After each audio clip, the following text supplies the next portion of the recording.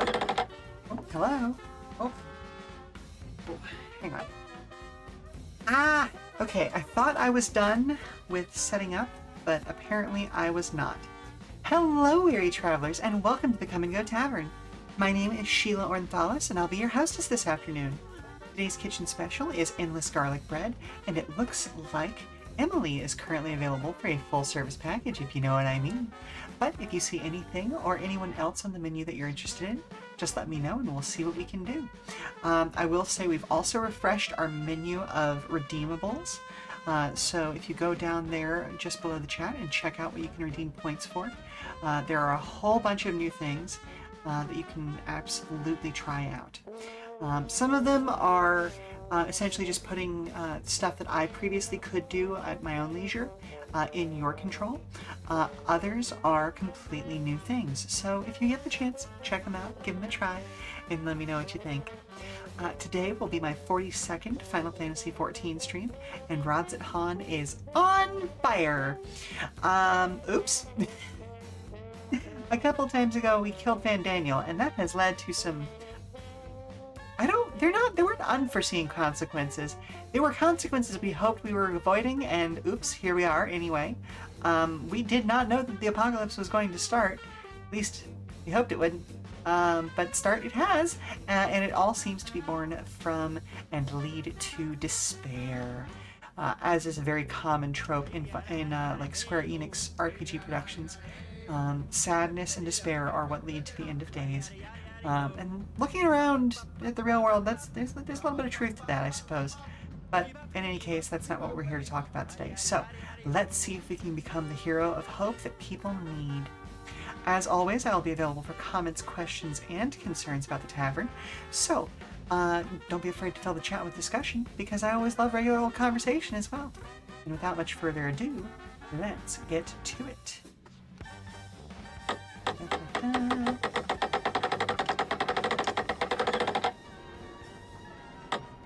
Here's our...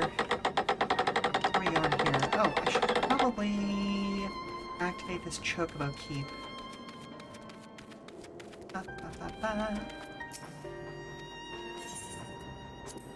Don't need to hire you right now, but I do need to be able to hire you later just in case.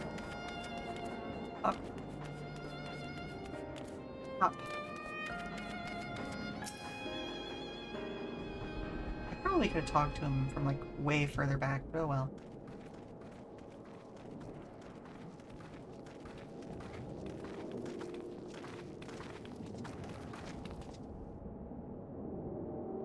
Rest easy, for all is well here. Young Matsya has returned with the babe safe in his arms. Owing to a warm bed, the girl hath already begun to regain her strength. That's joyously received was word that the mother and father's fate, of the world mother and father's fate, as well as that of their transformed neighbors. How many children of Thavnir must we lose to this calamity? Mothers and fathers, brothers and sisters, sons and daughters. Every death another void that can never be filled. We who survive must carry the weight of their memory as we strive to regain a semblance of what we have lost. Karasaf and Mevan's babe is a child of Thavnir as well. Thank you for returning her to us safe.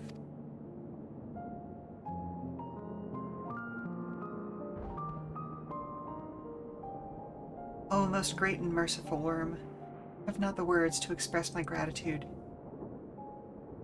They say that were it not for you, brave Matsyan, the child would have been lost to us forever. Long had I heard rumors that a mighty dragon had forged a pact of friendship with the satrap, but never would I have expected such a kind and gentle soul. Truth in part, but not in whole.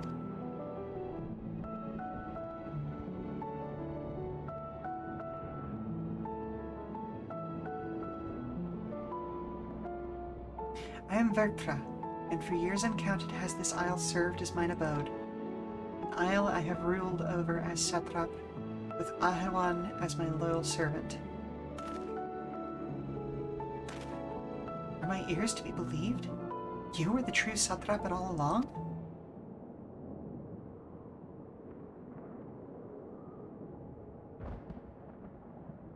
Nidhana? What are you doing here?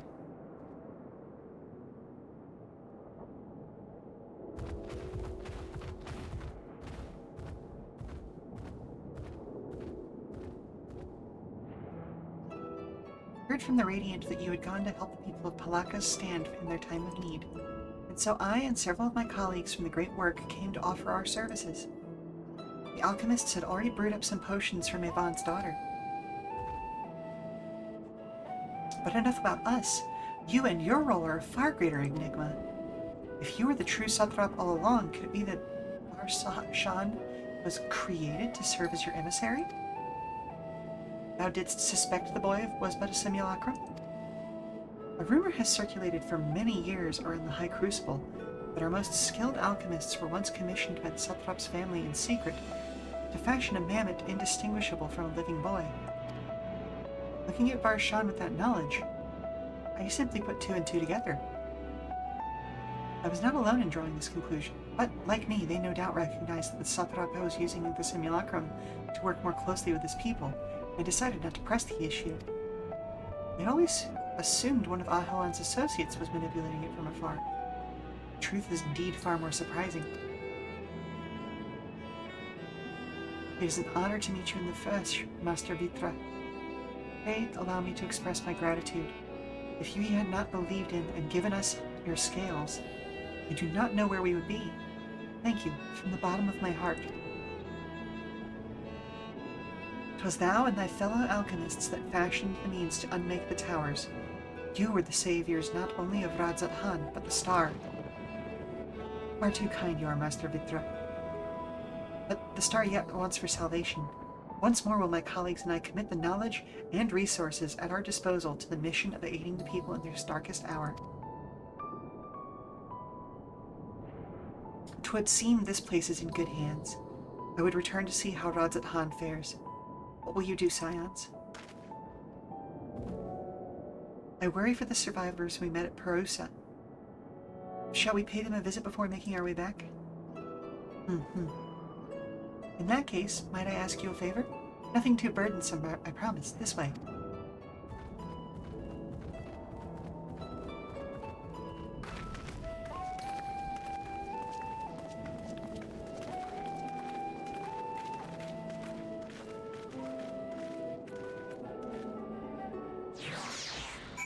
Water.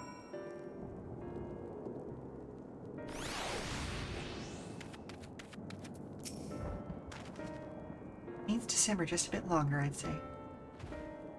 In the meantime, I was hoping I might ask you a few questions. The red sky, these terrible beasts. What in the name of the sisters is happening here in Thavnair?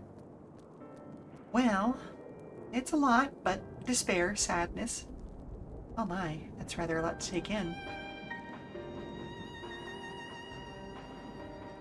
It would seem the situation is far more, or even more grave than we suspected.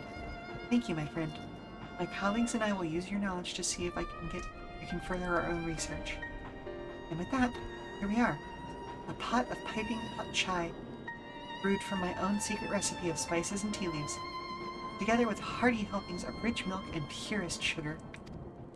Ooh, that sounds delicious. I'm not usually a chai person, or honestly even just a general tea person. But that does sound delicious. Made enough for everyone in the village. Might I trouble you to deliver a few cups? The drink has medicinal properties, then. Not in the least. Okay, I appreciate the realism of that. The ingredients are quite ordinary. It's so very tasty, though, and has a way of lifting the spirits.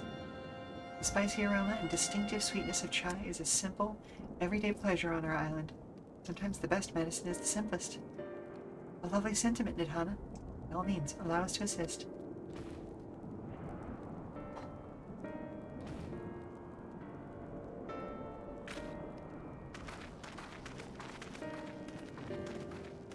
While you lot distribute hot beverages, I'll do a sweep for errant beasts to slay. Far less arduous task, no doubt. When you've finished, look for me at the Wakeful Tirana.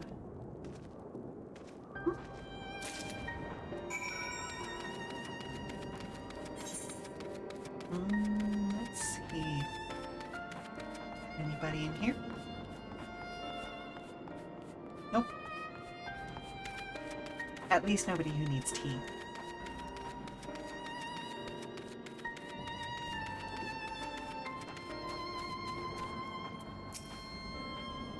Wait, I know you. You were the one who saved us from those beasts back at the temple. Were it not for you, well, let's not even think about that. At times like this, we mustn't dwell on what we think it might have been. Look to the future. What future awaits us? How can Rods and Han hope to recover from this? Most of my friends are gone, and I don't know where to turn. Here, have some chai. It won't fix your problems, but at least it gives you time to think. Aroma has a way of clearing the mind. Come to think of it, we've faced our fair share of trials in the past as well. And no matter how hard the times, we've always come together as a people united. One day at a time, one step at a time. But that is all of any of us can do. Yes. Back to work. Once I finish this cup. Thank you.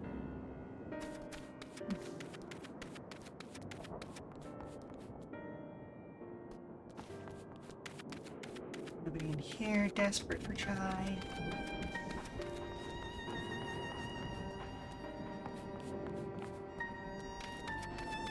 Oh, I should talk to the mender though. Alice is working there. Oh my god, I love the mender's haircut.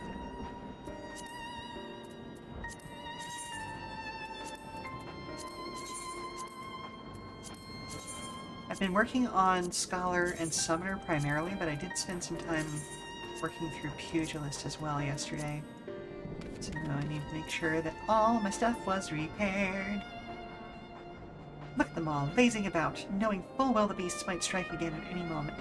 Do they not realize the danger that their lives are in? Well, I, for one, intend to survive.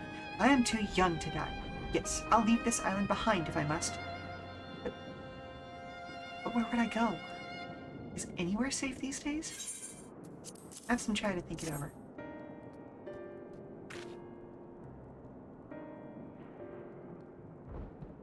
With chai, can't you see that I have more important things to worry about?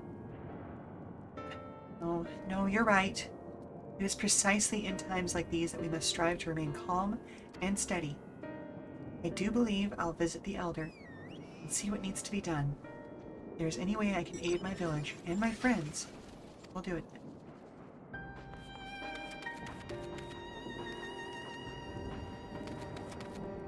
Wait, hold up. There's somebody up above, maybe?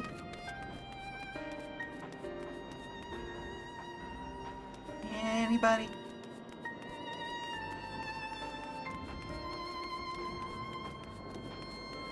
Ah, got an eyelash in my eye. Ah, okay. Whew. It's uncomfortable.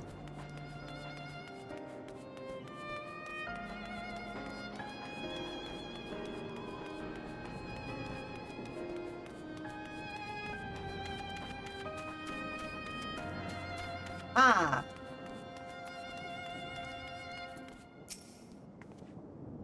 I'm sorry, I just want to be left alone. My best friend and I, we led the village together. One of the beasts took him, and all I could do to run. All the while I could hear this monstrous voice screaming my name. Here. This is for me? We used to drink chai together often. Shared stories over steaming cups after a hard day's work. Thank you, friend. The pain may never pass, but I must press on all the same. His memory, for who we must remember. Yeet. Yo. Ooh, I have blue quests to pick up. Hang on. Now we're beset by monsters. Need to braid the soul to help patrol the area. Yep. Very good. We'll deal with that in my own time later. Looks like there's another one over here. No, over here? Oh, up on top of... okay.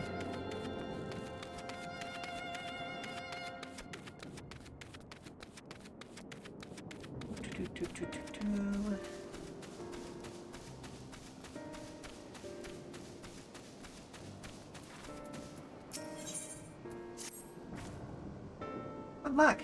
You look capable of braving the jungles unscathed. Would you help me search for a group of refugees I became? Yep, sure.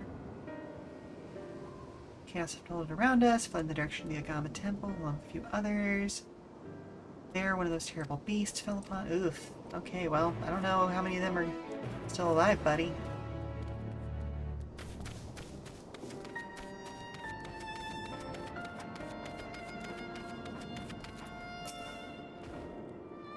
Thank you for delivering the chai, Glenn. Did it help lift the villagers' spirits? Yes, absolutely. That is heartening to hear indeed. Final days showed no sign of grieving. But that is all the more reason that we must try to keep our composure. Our lives may have been forever changed. People we have lost will never return to us. These tragedies will weigh long on our hearts. But we have the capacity to live with our suffering, to carry the agony till we too join the fallen in death. It is not a surrender, but a recognition. It is only in acceptance that we find the strength to move forward.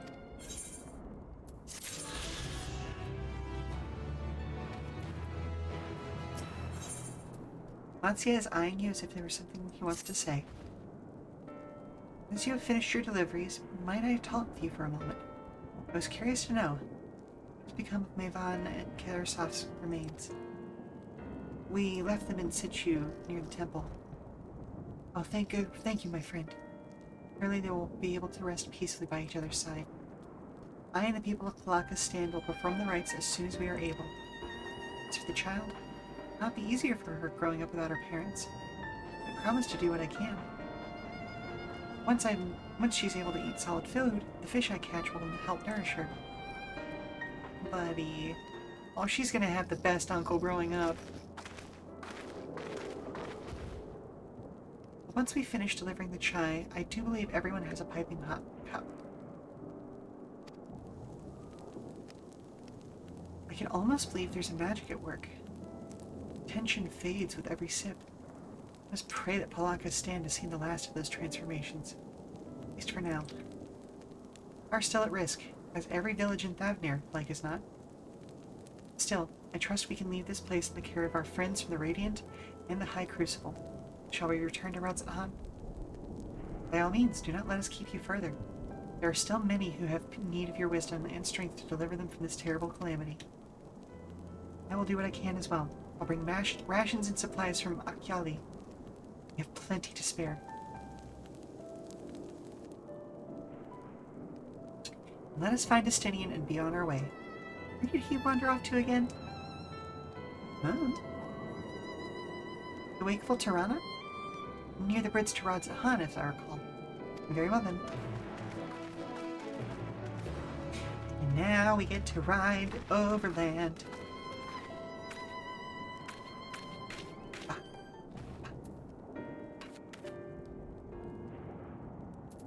Wait, there's another one out there?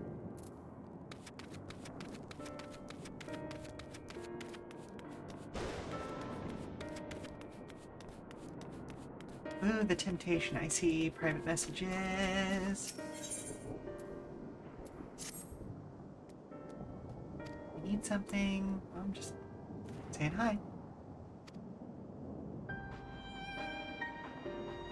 An alchemist, cares off with friends of mine.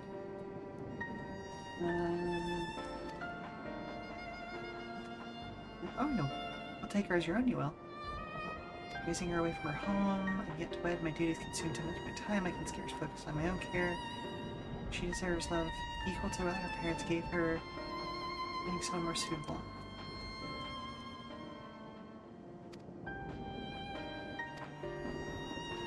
I mean, honestly, Matsuya might not be a bad choice.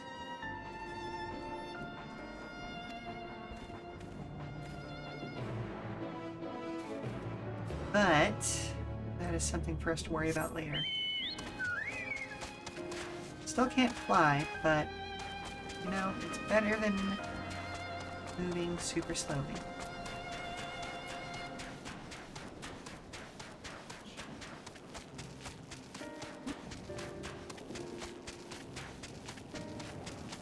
grabbed another smart device so I can check who those scans are from without interrupting anything.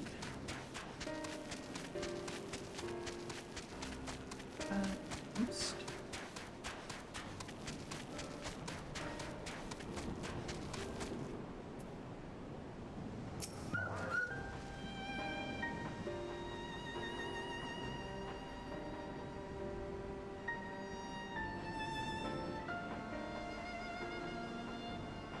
Alphino told me everything. Full glad am I to hear the people are safe. Likewise, you'll be pleased to know I found no evidence of lingering beasts in the jungle and ruins. It seemed you finished off the last of them. Trying times yet lie ahead for the people of Thavnair. Fortunately, they have a wise and benevolent satrap to shepherd them through. Speaking of which, I received word from Thancred not a short while ago. He awaits our return to the city in Alzadal's path. Come.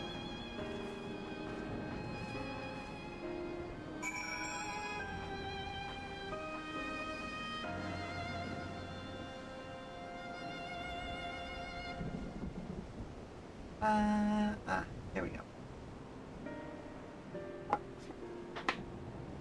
Thankfully, I'm actually glad that I checked that, because it was somebody who needed to let me know something fairly quickly. Ba, ba, ba, ba, ba, ba, ba.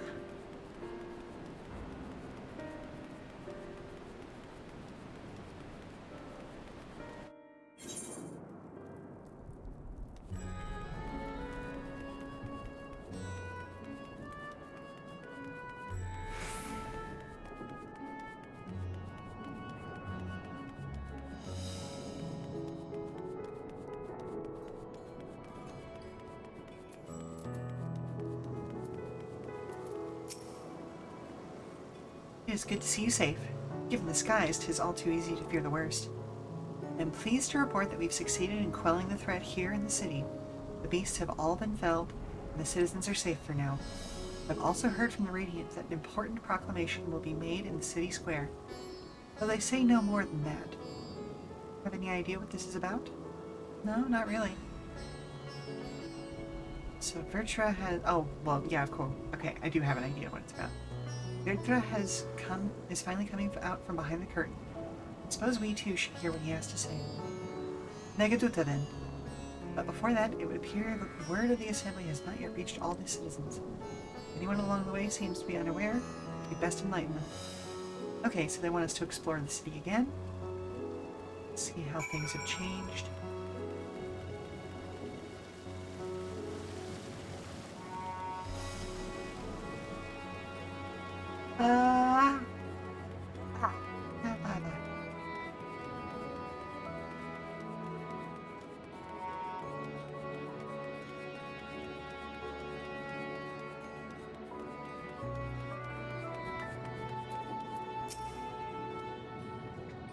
Are the beasts all gone? I've been hiding and I'm too scared to go out and look. Well, the satrap, that's a relief.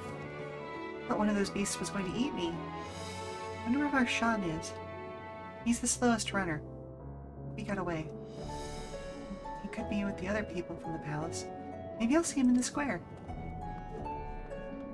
Maybe. Maybe. You might, buddy.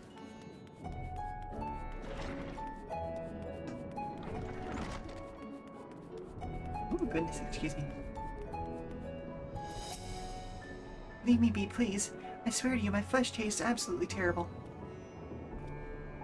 Oh, gods, what are you doing? Scaring me like that. We're not quiet, those beasts will find us.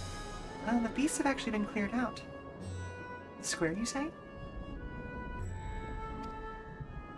But that's where the satrap was killed.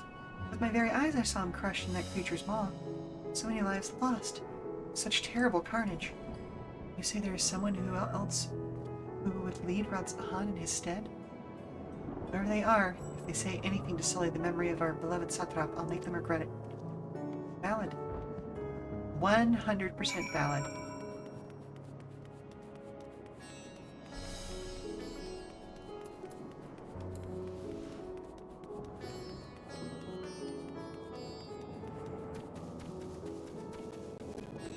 let's see how the people take this.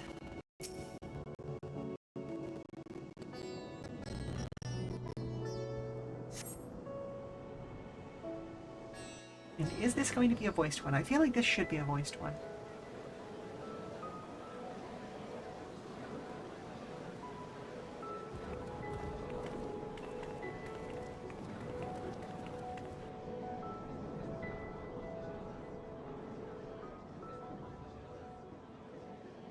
Look! Someone's coming!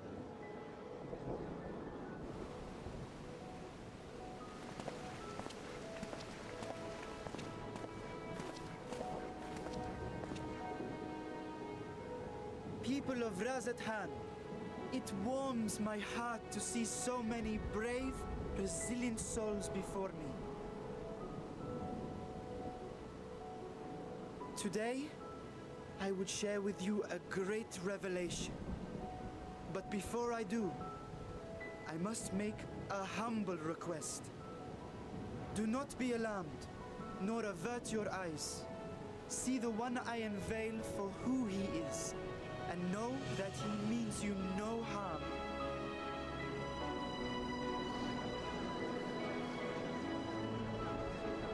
I mean, worrying, but, you know, honestly, a good tactic. A good tactic. Very well. I dare say it can't be worse than the horrors we've already seen. You know, valid. Many thanks.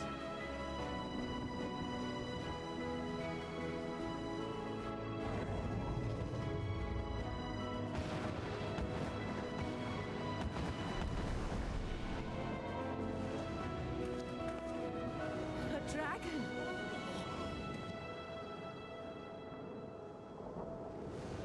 Interesting that he had his eye before, but now doesn't. So I guess he lends the eye to Varshan when he needs to make use of Varshan's body. People of Radzathan, I am Vritra, and for years uncounted hath this isle served as mine abode.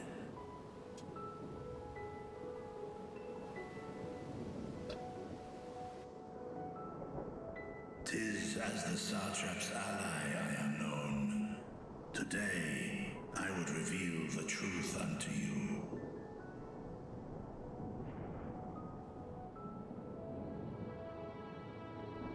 Let us hope they accept him.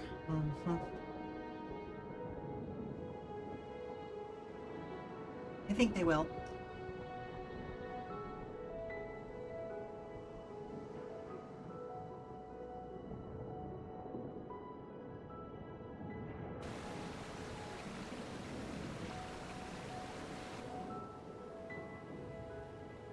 If I am hearing this right, you were the satrap all along? Vashan! I mean, Master Vitra, does your divine eye really see all? The legend. Nay, child. While mine eye hath borne witness to the whole of our nation's history, to its future I am blind as thee. Countrymen, calamity the likes of which we have never known is come to Thavne, our home.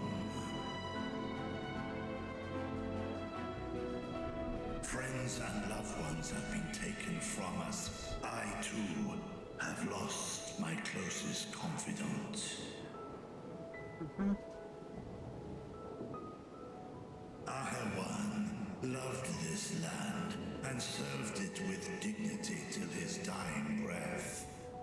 A nobler satrap there will never be. For so long, I lacked the courage to face you. I will not easily earn your trust, this I know.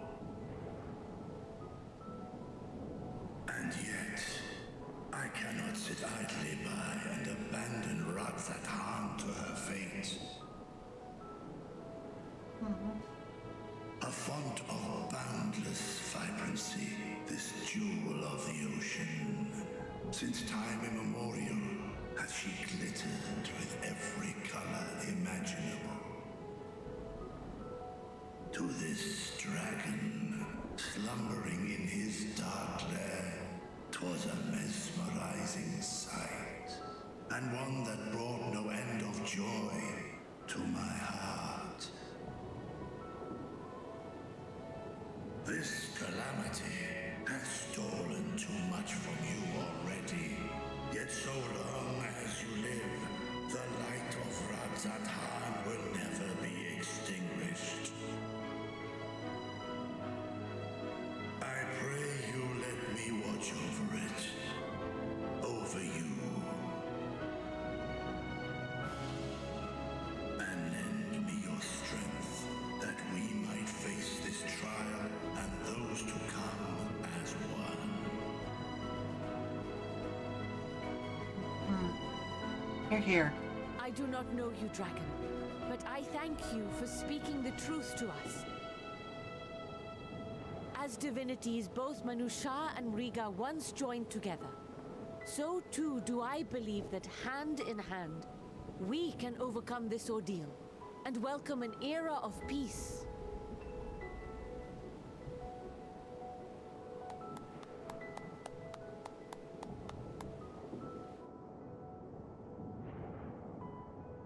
A sight that would have surely brought a smile to Azael's face. Yeah. Indeed. Yeah.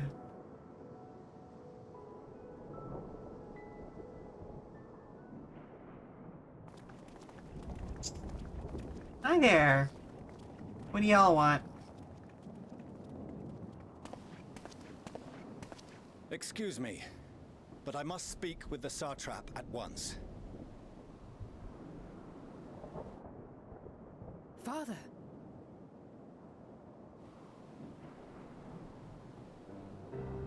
You have suffered dearly of late, yet you must endeavor to look beyond these losses to the future you yet have. On behalf of the Forum of Sharlayan, I come with a proposal by which you, the people of Radzatan, might be saved. I say again, I must speak with your Satrap. I beseech you, take me to him with all possible haste.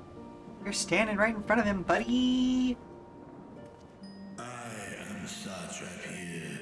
Speak thy proposal. All present shall hear and judge.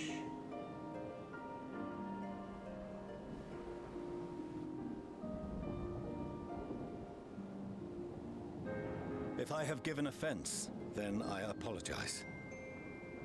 First, allow me to share with you what knowledge we have of the phenomenon responsible for your woes. The final days. 'Tis an affliction of stagnancy and rot, sown into the currents of the star. Though the first prominent manifestation was here, in Thavner, it will invariably spread to every corner of the world. The Forum was forewarned of this apocalypse several centuries ago. Thenceforth, my predecessors sought to prepare for the end times in the only conceivable Leave fashion. the wind. By If securing I a would means share of that escape. knowledge with other people instead of trying to create a fucking backdoor. Escape this star? What madness is this? Moon's a spaceship. It is by no means madness. With the coming of the 7th umbral calamity, the true nature of the Red Moon, Dalamud, was revealed. That it was an artificial construct of ancient Alag.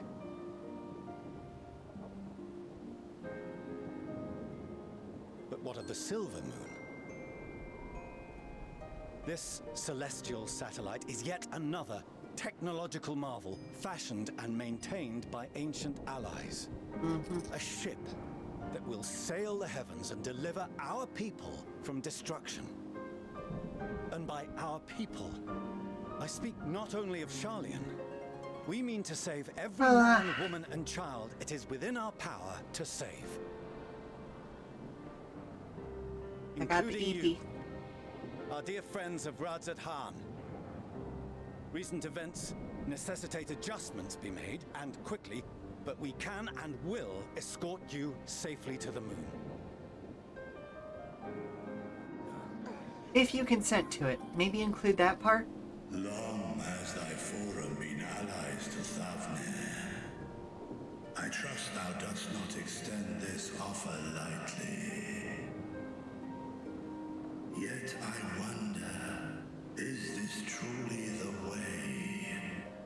Is there a future to be built for us beyond this star, our father deemed the last bastion of hope? Great question, Virtra. It is for that very reason I come before you and your people. To answer any and all of your questions. To offer my assurances and allay your fears. Though, if you wish the best for your people, I advise you to render your decision swiftly.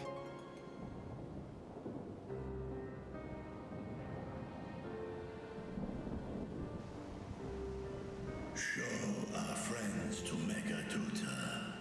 They are to be received as honored guests. Very well.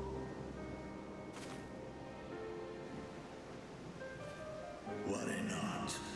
Whatever decision is reached, your paths shall be yours to decide. Until then, heed the warning of these brave heroes. Guard your hearts against fear and despair, for it is within such fertile soil that the seeds of blasphemy find purchase. Very true. Hello! Remain calm. Welcome, Coleman. Welcome, welcome, welcome. Oh, hello? Someone's flirting with Dad again. Okay, are we talking like stage flirting or like flirting, like getting grabby? Well, he sent me to get you. Ah, nerds. Okay. I will have to deal with that. But hello, Coleman. How was your stream? And let me invite you to try out one of our new, redeems. Let you be the first to try them out. It's a wonderfully fun time to arrive. Yeah, right? Right as I'm about to do a commercial break. But yeah. But yeah, seriously, pick a redeem, try one out, Oh, there's good old coin toss, yep.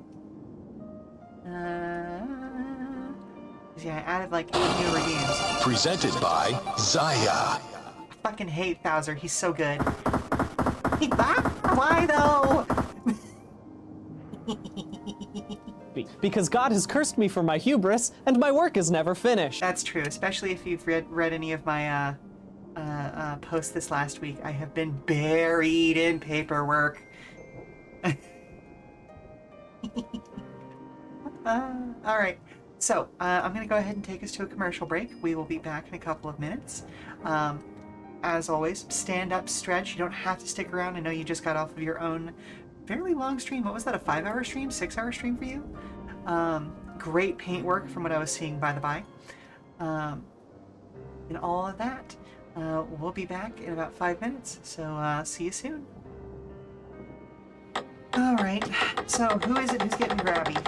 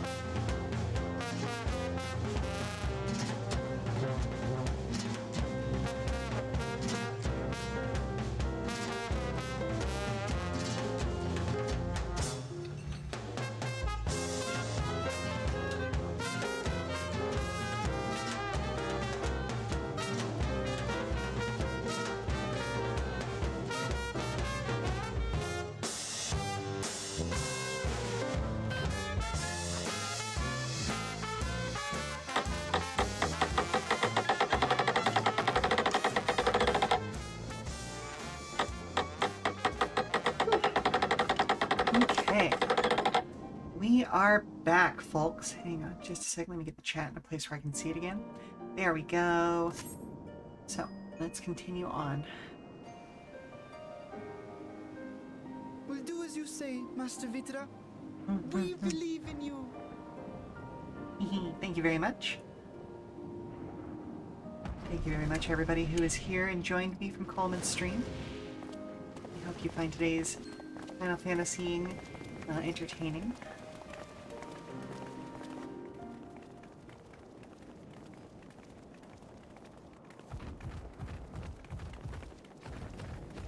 Oh, you're still here. What a relief. Okay, good news. Nidana, what's the matter? Has something happened at Palika's stand? Oh, no, not that I know of. I just hope to hear your thoughts on a theory of mine. All who undergo the transformation are drained of their ether, yes? What is it then that gives these beasts the strength to carry on as they do? Logically, they must be drawing upon an alternate form of vital energy. That put me in mind of our earlier conversation, when I tried to explain the essence which many confuse with ether. Akasha. Yes, I remember. The unseen gift bestowed from on high. An energy influenced solely by emotion.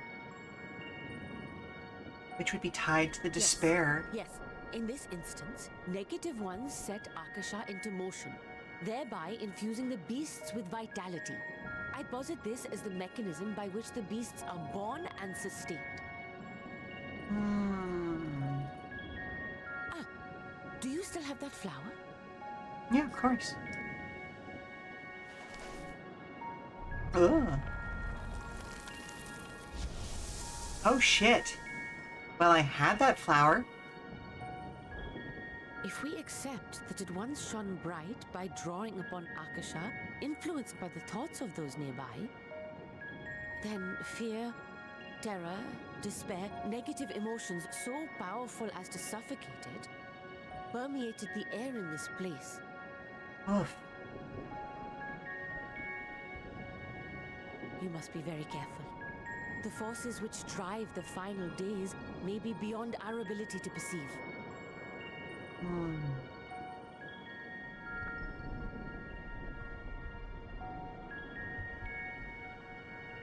Sorry, I didn't mean to scare you like that.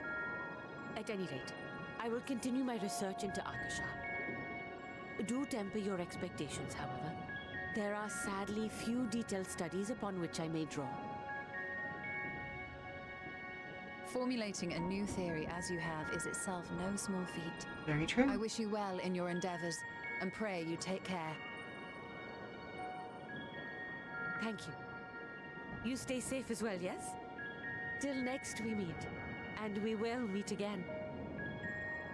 Hate to say it, but she's living in the middle of probably the best way ever to do an experiment to prove Akasha exists in this universe. It's gonna be in the worst way possible, but, you know, yikes. As far as we've come, and after all the horrors we have seen, there is still so much we don't know about the final days. Could it be as Nidhana said? The cause of this phenomenon is beyond our comprehension. And if so, are we powerless to forestall it? I don't think that's what she meant, bud. We just don't understand it yet. Greetings, honored scions of the 7th Dawn. I have a message from His Excellency the Satrap. Brave scions, have my gratitude for aiding my people in this most trying of times. Alas, matters at the Megaduta have prevented me from meeting you all in person. As a token of mine appreciation, I have arranged for a feast to be held in your honor. May it nourish you in preparation for the trials ahead. Such are the words of Master Vitra. The feast he speaks of awaits you at Marine's Mehlane. May you make your way there whenever your business here is done. We thank you for your kindness. Indeed, I was hoping we might find a place to discuss our next course of action, and that seems an ideal venue. Ah, and to you, Lynn Ornthalis. There is someone we had hoped to introduce you to in particular. While I am loath to detain you further, might you spare a moment of your time? A personal invitation, knowing full well your services are in the highest demand right now. This must be important. Worry not, we'll save some food for you, so take all the time you need.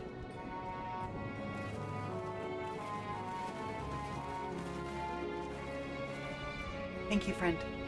Whenever you are ready, please join me in the Aetheryte Plaza. I shall go ahead.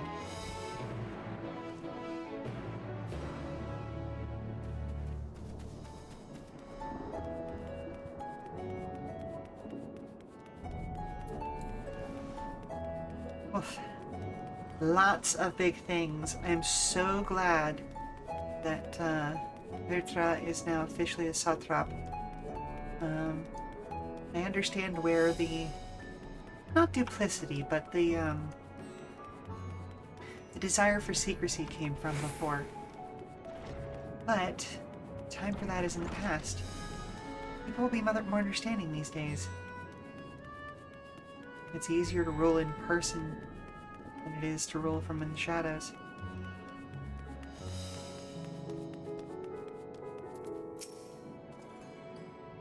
Access to the Aetheryte you see here, there has been restricted to a select few ever since the tower first appeared.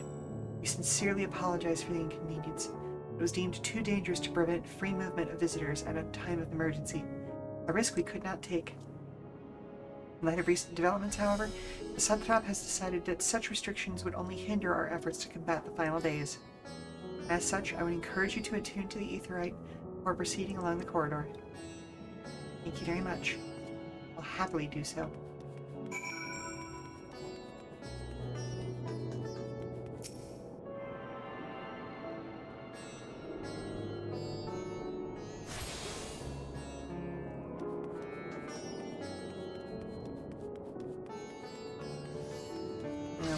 No, not that way.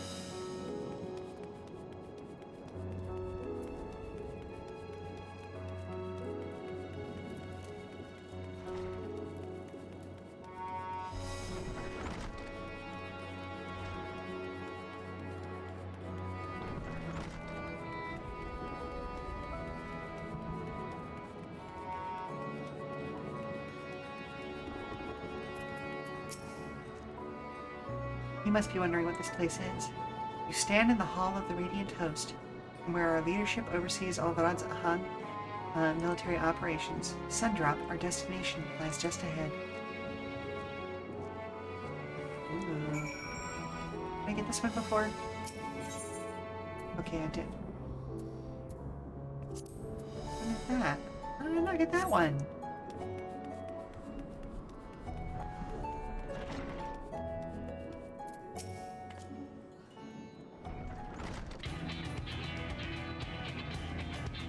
Welcome to Sundrop. Without further ado, allow me to introduce you to...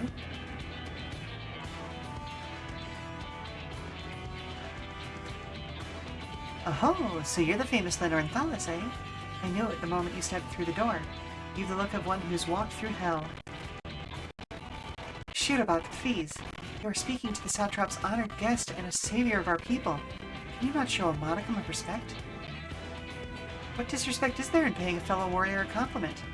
We're all friends here, or will be soon enough.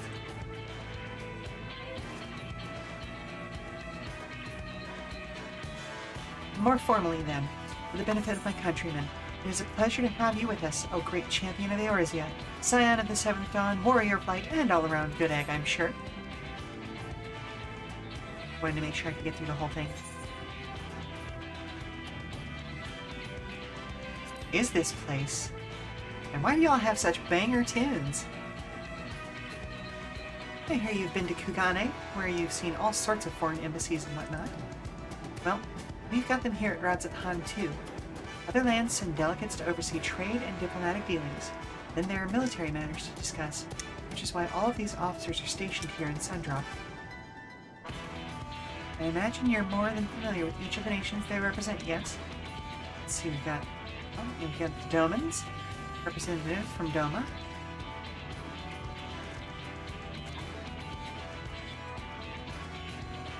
Ulva and Alamigo.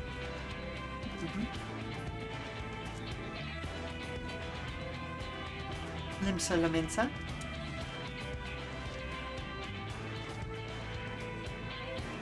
Gridania.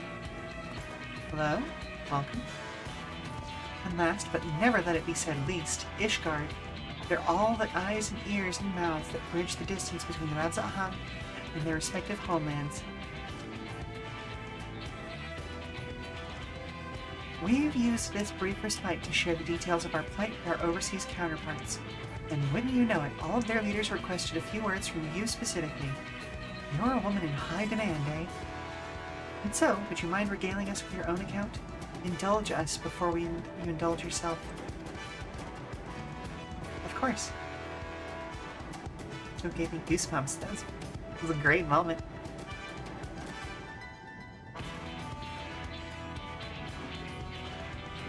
Thank you for the report. The conditions under which men are turned into beasts, the etheric anomalies you have observed, have given us much to consider. It is concerning that the first transformation apparently occurred before the skies turned red. It is contrary to what one would expect. Thankfully, the information you conveyed to Lucia upon your return from the moon has already proved invaluable. As soon as reports of the calamity here in Thanair reached the Grand Company of Eorzea and our Far Eastern allies, our leaders knew at once that the final days were indeed upon us. They began taking steps to assess the extent of the phenomenon's spread. Our agents were able to confirm that, for the time being, the skies burn only over the Bounty, which includes this island and Corvos.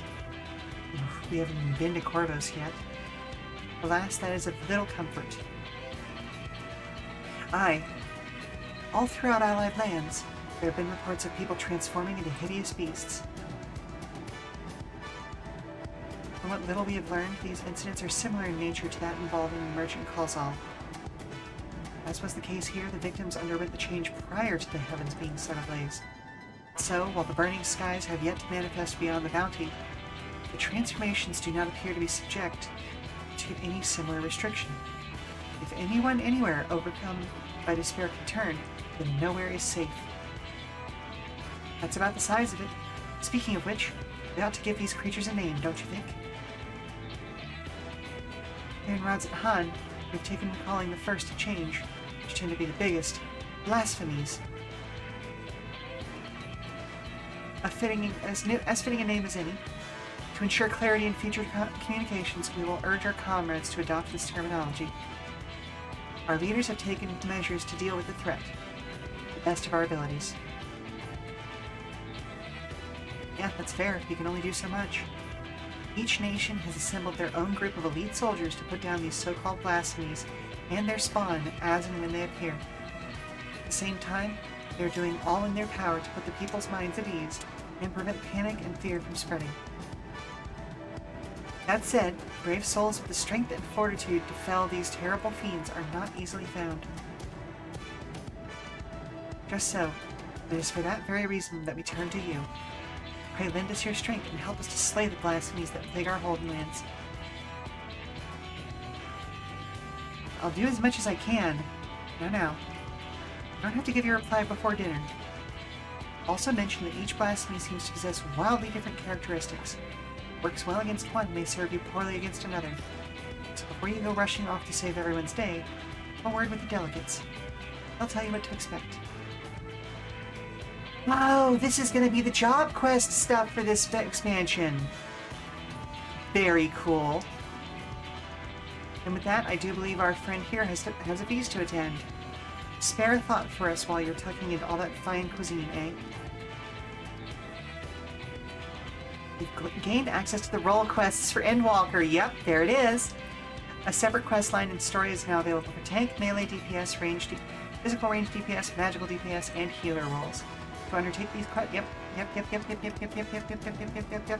Okay, as fun as the role quests in, not Stormblood. Oh goodness gracious. Oh my goodness, what's the expansion between Stormblood and Endwalker? Shadowbringer, were, this got me jazzed to do work with that. Pray forgive Sheela about her rudeness. She can be a bit boisterous at times, but it is simply her nature. Anyway, my apologies for keeping you from your hard-earned rest. You'll be rejoining your companions, yes? You know the way to the Mahim? Yes, I can get there. I know this area like the back of my hand. Glad to hear you're becoming familiar with our fair city. You'll be pleased to hear that all drinks are on the house, so order whatever suits your fancy. And with that, I must return to my post. On behalf of the Radiant Host, I thank you and your friends once more for lending your strength and courage to Radz-at-Han in our time of need.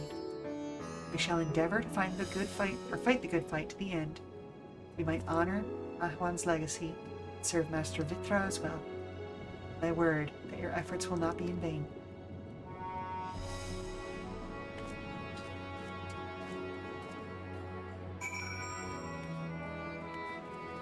Oh, goodness gracious. Great. I want to pick these up, but I'm going to come back for them later on my own time. Because it's one of those, like, okay, do I include this in what we do here, or do I do it on my own later?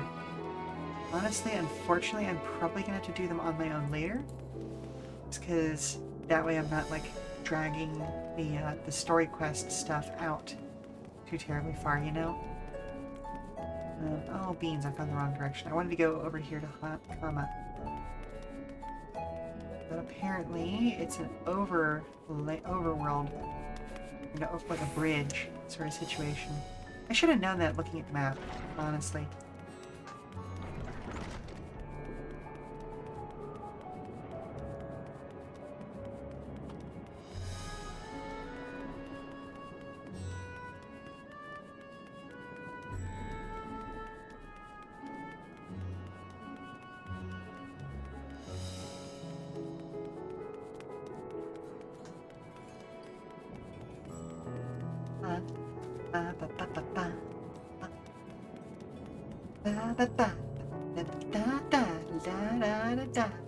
Wait, we've been here before. I've done quests in this area. How have I not picked this up?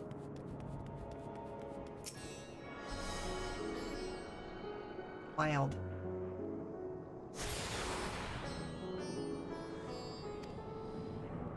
Thavner is now accessible as an Ethernet destination.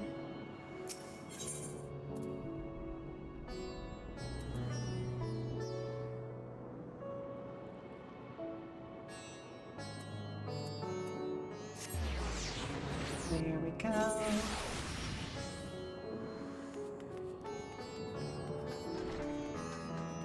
Oh, no, not here.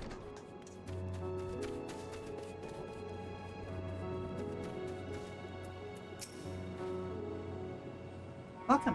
When the Satrap asked us to entertain a party of honored guests, I was wondering who it might be. This is a lovely surprise, to say the least. By the way, I heard all about Halzal from your friend Grahatia. I understand there was nothing that could be done, but I was heartened to hear he meant us no harm. I cannot thank you enough for dispatching the beasts. As the smallest token of our thanks, your food and drink tonight are our Mayor's treat. Speaking of which, what shall I have start you off with?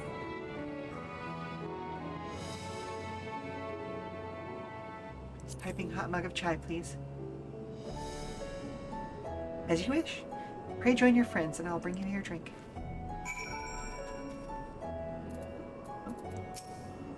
Welcome back. Whatever did the Radiant want with you, Pretell? A bunch of stuff. We got some side jobs to work on. Our allies have sent military delegates? That's news to me. Mind sharing the details? Cutscene time!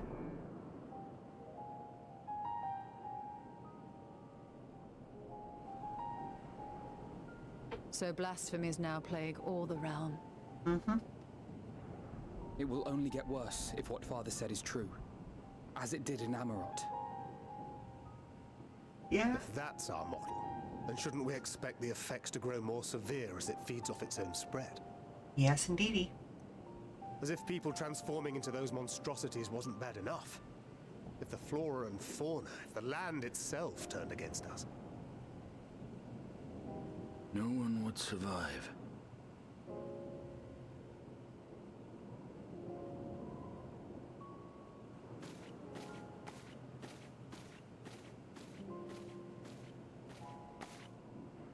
Here's your order, friend.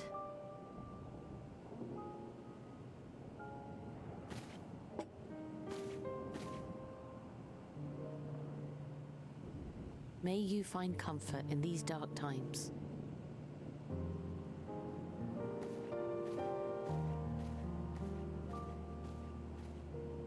Where do we go from here? If there's one thing we've learned, fighting blindly and simply reacting to what comes will accomplish nothing. We must find a solution that addresses the fundamental cause. Before our strength is exhausted, before this crisis spirals out of control. We'll have to figure out what's causing the stagnation then. Is there something? Anything we've overlooked? If there is an answer, Hydaelyn herself will have it. 'Twas she who bound Zodiac and forestalled the final days. Alas, we have heard naught from her since the Tower of Babel. Whether she cannot or will not speak, I can only speculate. Even the flower she gave us is no more. Well, the temptation is that maybe Hydaelyn... Oh, in our time, we called it Elpis. You would do well to remember this name. You were saved from the Coleman raid. Hello, Zionic. Hello. Ooh, thank you for the coin toss. As I was telling Coleman earlier, we've got a whole bunch of new redeems, so check those out too. It is entirely unfamiliar to me. To me as well. It meant something to the ancients, though. In our time. Most surely. Yet I do not recall a single mention of it in the records of Anida. Another dead end. And quite literally. It's not as if there are any ancients living we could go and ask. Held up. Yeah, there are. Not alive as such, but not quite dead.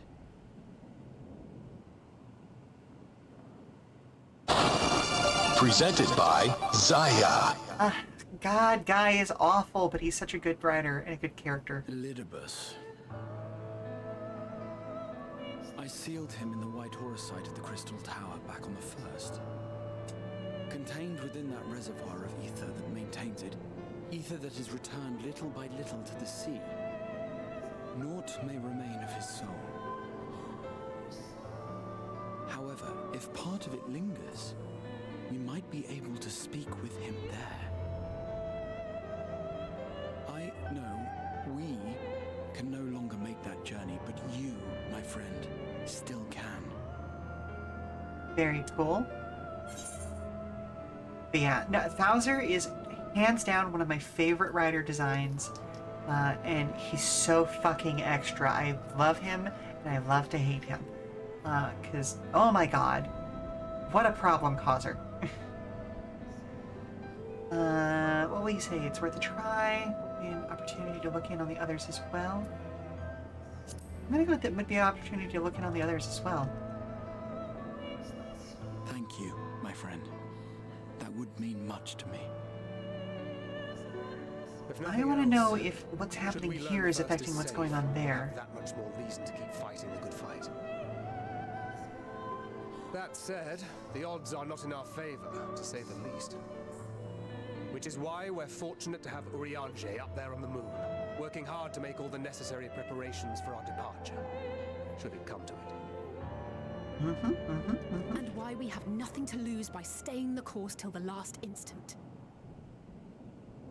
Indeed. To the last, let us all do what we can. I will consult with Master Matoya and see if she knows of a way to reach Hydaelyn from the ethereal sea. And I will visit the nation's leaders and attempt to ascertain how far the final days have progressed elsewhere. Keep me abreast of your findings. I can seek out and slay the worst of the immediate threats, if only to slow the spread.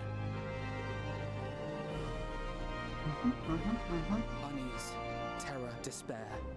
Try as we might to suppress them, these emotions will return to harry us time and time again. But when they do, remember this. Your friends and loved ones are out there somewhere, sharing in your struggle. You are not alone.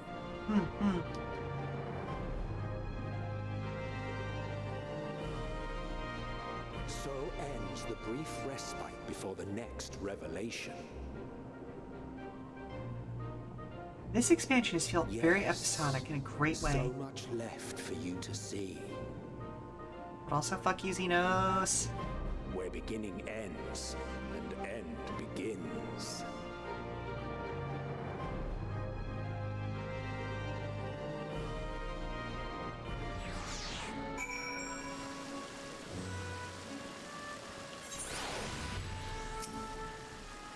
Now then, is there anything we've forgotten to mention? Your arms and armor in good order. Yep, I am good to go, buddy. In that case, it's time we each attended to our tasks. And when you arrive on the first, give my regards to Tareen. Tell her I miss her.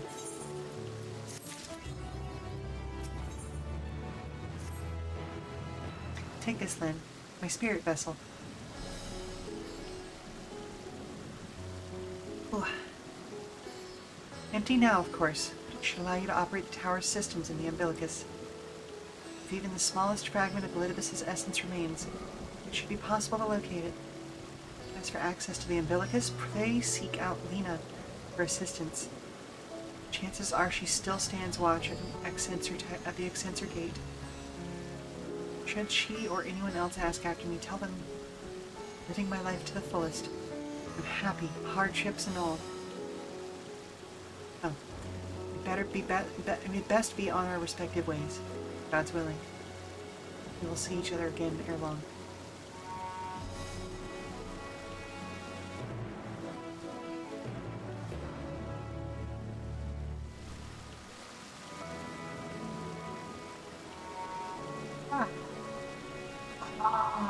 I just realized something. Oh, goodness gracious. I have realized there's another thing I could add. I need to make a note for myself.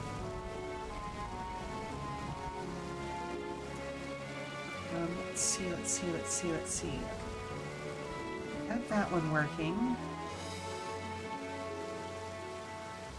I got that one working.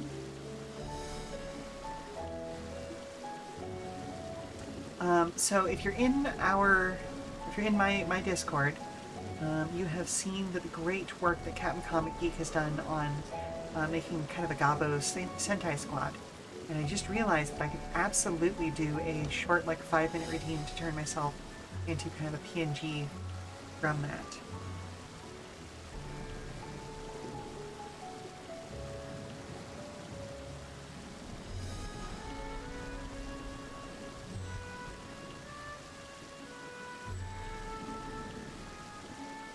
That'll be something for me to work on next, then. Okay. Just want to make sure I wrote it down so I wouldn't forget, you know? Alright. Let's hop over to Norgrant, then. You know, just casually switching worlds.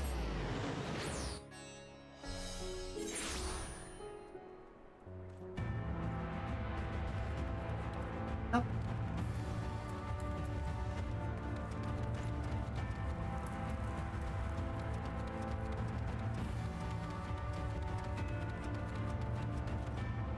Why am I walking?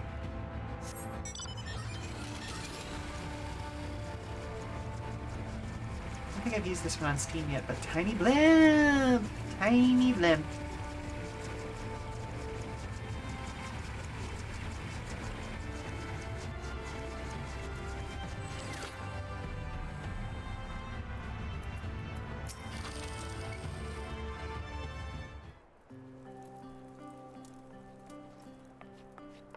Then, you're returned.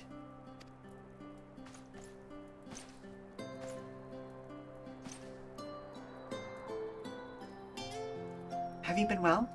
You and the others? As well as can be.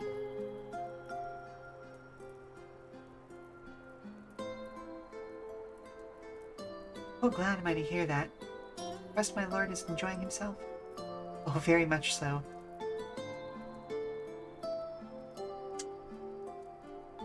this to you? These exact words? Oh, to know that he is happy fills my heart with joy. Thank you, Lynn, for taking care of him. When next you see him, please tell him not to overexert himself, futile a request though it is. And tell him that all is well here. The peace you gifted us continues. We work hard to build our new lives for ourselves. In the course of this, we occasionally bicker. We've never been more optimistic for the morrow. If I had to mention one dilemma, it would be the question of our governance. Even as we speak, debate rages on how we should run the city in the Exarch's absence. Most are of a mind that the Settlement Council should continue to oversee the general running of the Crystarium, while representatives are elected to determine policy and handle diplomacy. Thus far, nothing is set in stone. However we choose to proceed, we will not replace our Lord. No one could.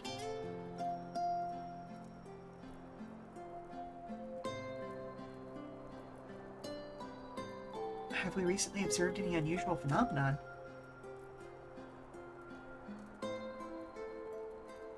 Well, I cannot say that there have been. Curious that you should ask me this question, though. Oh? Some days ago, Reen came to me and asked the very same. She was rather unsettled, stark contrast to how cheerful she has been of late.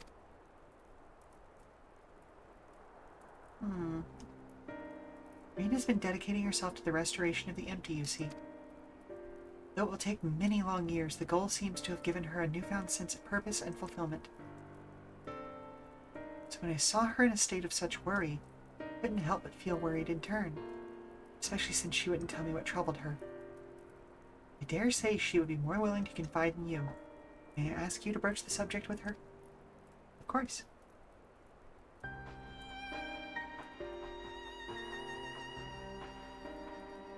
You wish to enter the umbilicus? Very well. I shall fetch the key at once, and take the opportunity to find Reen. Please wait for me in the city, in front of the Cabinet of Curiosity, shall we say. I'll be along as soon as I can.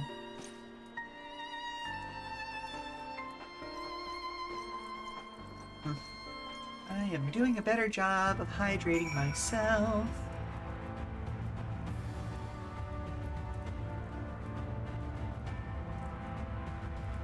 Okay, let's head to the Cabinet of Curiosity.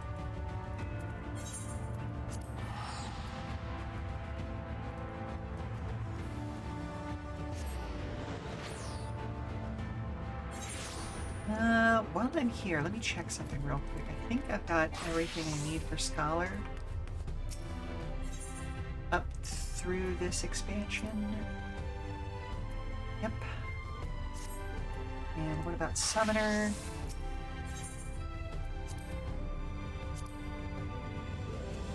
Yep.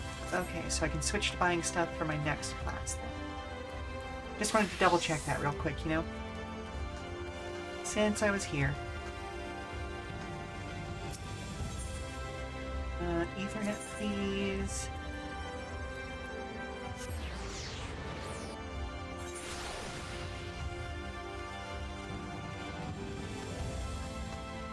It's just far enough for walking to be inconvenient.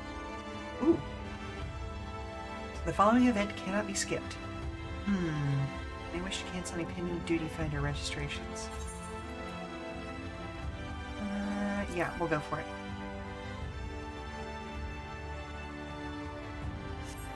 Since I know I can pause these events now, you know?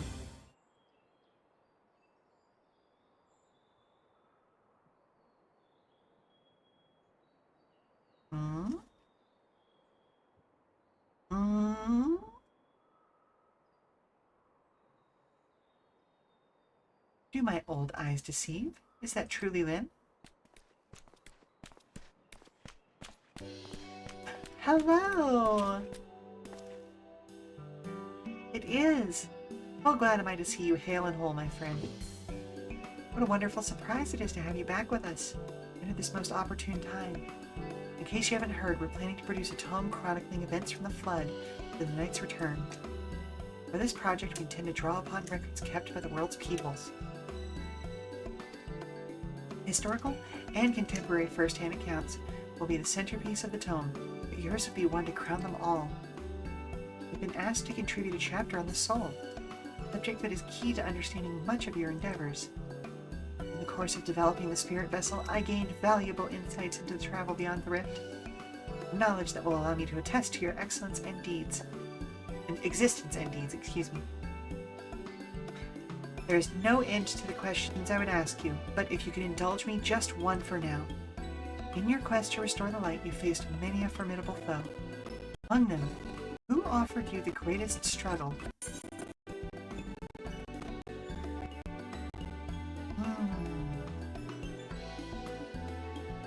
Hades bore the burden of his people.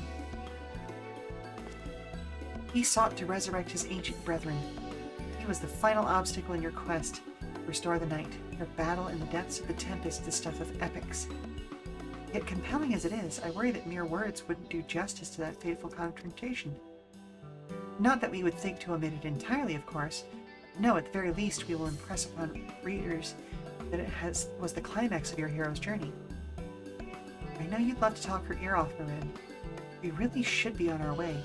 Those documents from Yulmore won't collect themselves. Of course, of course. And afterwards, would you care to join me for tea? I was hoping you might clarify a few points from your treatise. Until next time, then. Do tell the others to look after themselves. Our overzealous friend in particular. Remind him not to overexert himself. Again and again until his ears fall off, if that's what it takes for him to take it to heart.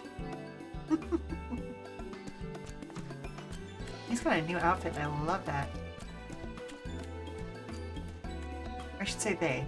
Pretty sure Beckley was non-binary, weren't they?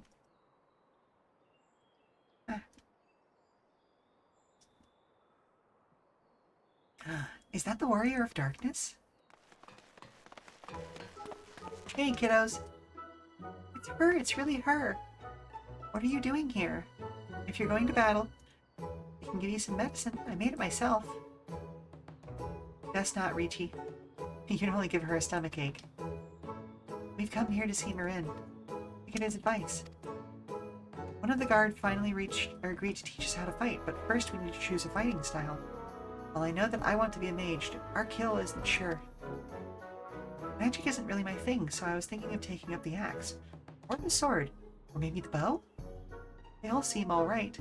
It's hard to decide, so I thought I'd ask Marin. He knows lots of things. No, that's true. Oh, hello? Mom, can you help me get a snack off the high shelf? I mean, I can, but aren't you taller than me at this point? Yeah, but you have that grabby spell that I don't. Alright, that's fair. We've got a commercial break coming up here soon in just a second, so I'll be right with you. Alright, we're going to pause here, and we'll be back in about 5 minutes. Obviously, please stick around for, during the commercial break, but you personally don't have to. You just don't, like, change channels, you know what I mean? Stand up, stretch, refresh your drinks, refresh your food, all of that good stuff, and we'll be back in about 5 minutes, okay? Alright, I will see you then. So, what kind of snack are you feeling like today, dear?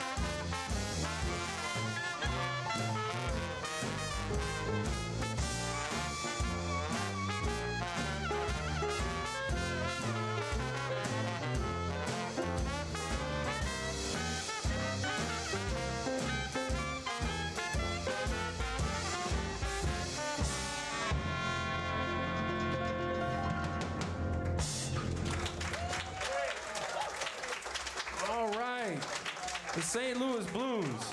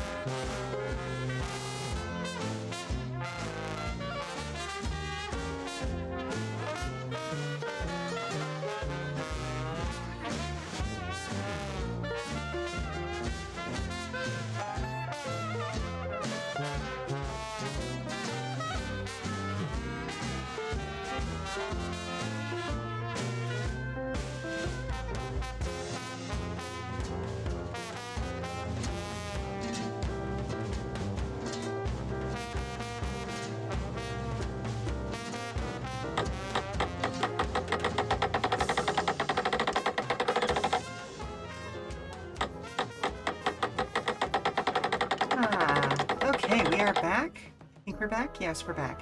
Hello, Vanblood. Welcome, welcome, welcome to the stream.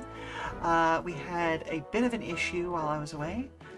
It is all taken care of now, but basically we went to get a snack out of one of the cupboards.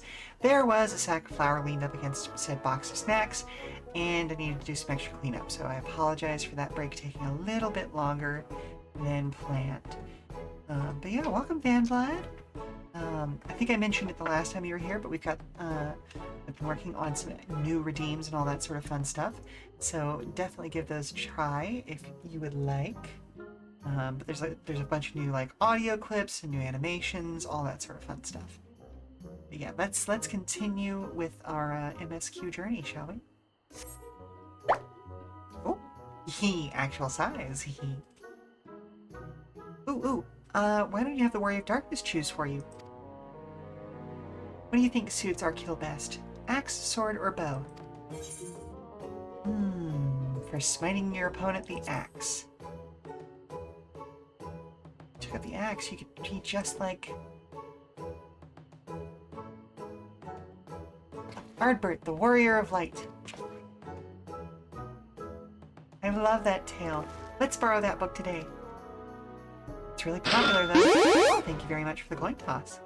Hope it's still there. Thanks for helping me decide, Warrior of Darkness. I'll start with that style and maybe try something else later on. When I get really strong, I hope to have a bout with you. See you later, kiddos. How are you doing, Vanblood? I know you've been streaming pretty regularly the last couple of days. I tried to lurk whenever I could.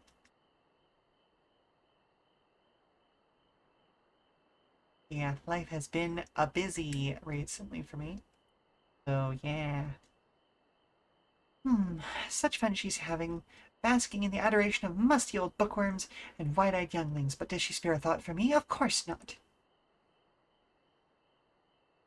Yep, there she is. I've waited and waited and waited, but she won't so much as acknowledge the presence of her beautiful branch, even though they're right here. Such a heartless thing our sapling is. Cold and cruel and heartless. Yeah, of course. Always try to be there. Theoul, I need you?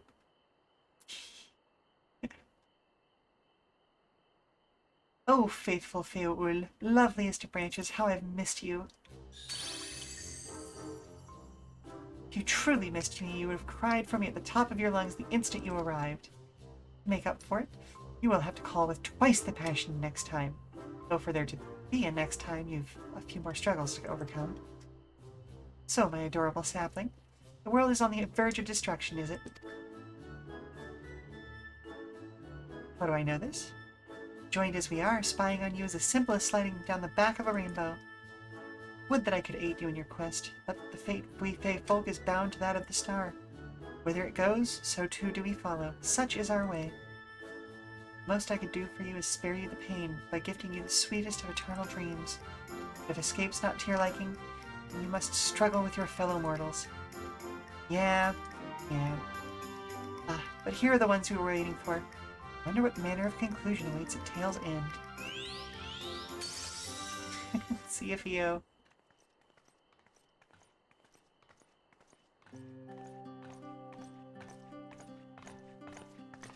glad to have boosted your mood, Fanblood. My apologies for the delay. Lynn, it's so wonderful to see you again. You doubtless have much catching up to do, so I shall leave you to it. I've taken the liberty of unlocking the umbilicus, and you may enter at your leisure. Appreciate it, thank you.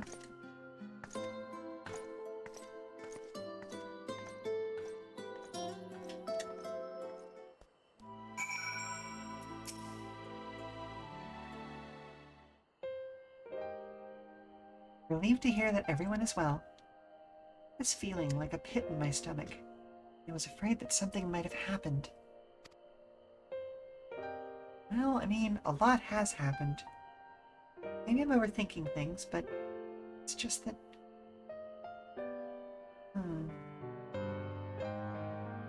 I'm the Oracle of Light, but I've never spoken to Heidelin. Never once heard her call. Even so, I've always had this feeling deep inside of me. Connection to something immense. These past few days, though, that connection has wavered. As if that immense something was distant, then close, then distant again.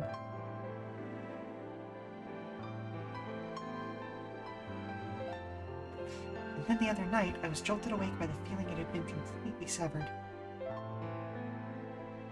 That's not good news.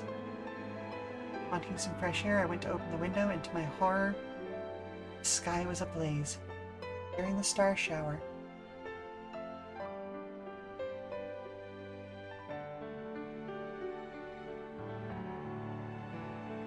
Then I blinked and everything was normal.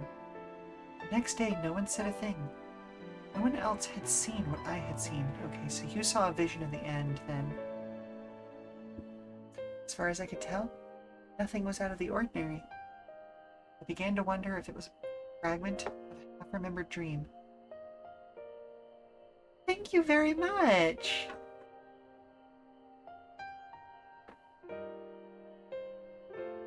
What are you not telling me, then?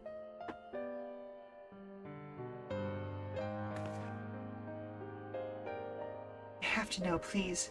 It doesn't matter how terrible it is.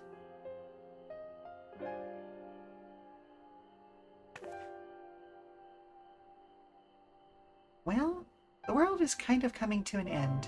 I don't know how it's going to affect the first.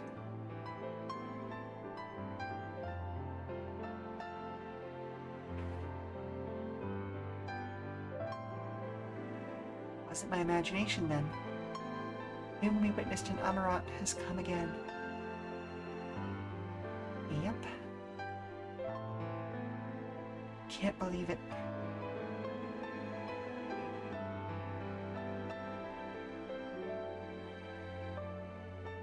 Like I told you before, all is well here in the first. So don't worry about us. Please, look only to the threat before you. We're fine right now. Even if we weren't, we've learned how to survive. Should the final days reach us here as well, you may be assured we won't go quietly.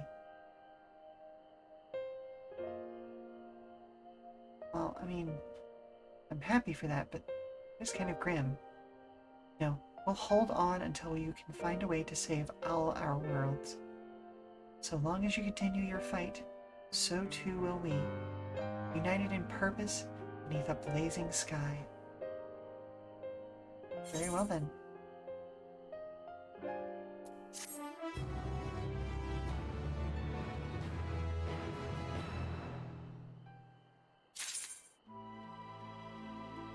Real quick, let's see about whether or not that's going to be an upgrade. It is Manganese Saber. Statistically an upgrade. I'm still going to re-glam that. There we go. You're headed to the umbilicus to consult with Elidibus, right? I'll do some consulting of my own and speak with Lena. Decide how we might best prepare for the final days. So it's farewell for now, but we'll see each other again. I'm certain of it. Alrighty, let's head on over to the Umbilicus then. I really should do that dungeon just so I have it unlocked. Worry about that on my own time now.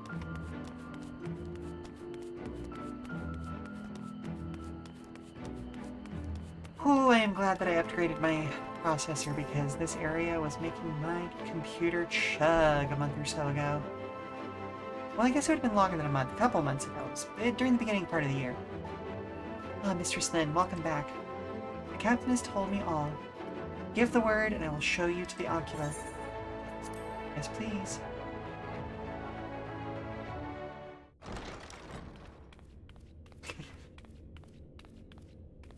So rough during outdoor areas. Oh yeah, I can imagine. Like, they combined the existing Oblivion engine with Unreal 5, like, visuals, and didn't expect to get massive memory leaks? Excuse me?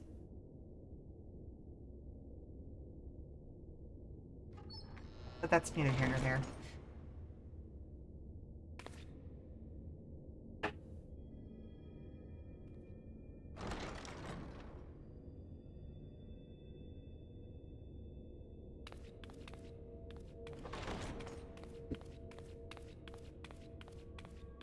A lot of streamers just can't play on live once they get out of the sewers. Yeah.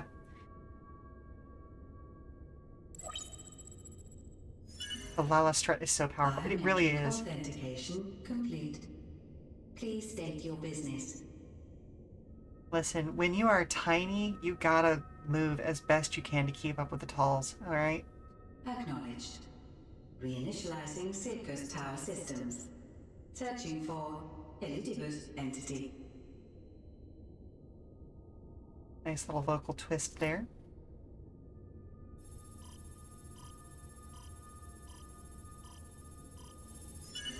Target located in subterranean core power accumulator.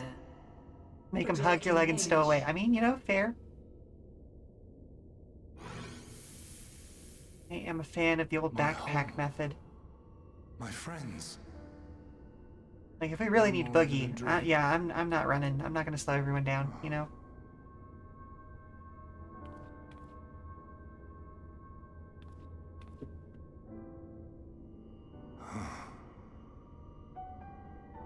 You. Why have you awakened me? I no longer sense those places beyond, or Lord Zodiac. You must explain all. Yeah, that's V's exclusive right these days.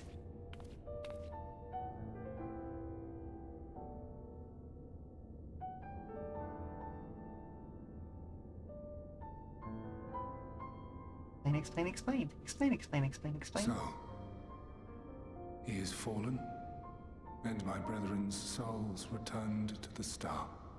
Yep. Sorry, bud. The doom we sacrificed so much to prevent is come again. Old burdens now yours to bear. But if this is Fandaniel's design, then I, as Elidibus, have a duty to fulfill. Your unsolicited act has restored to me some few memories of the convocation. Hey, useful. Such knowledge as I have, I will share. I appreciate that, thank you.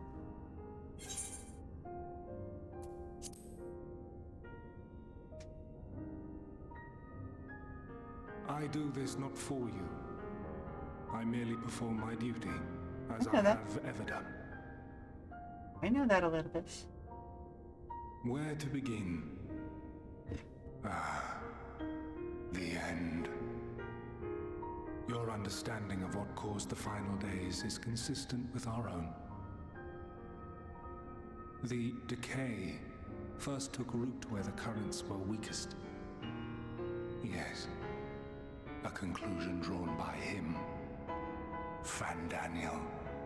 Mm-hmm. Not the him of here and now, but as I knew him, long, long ago.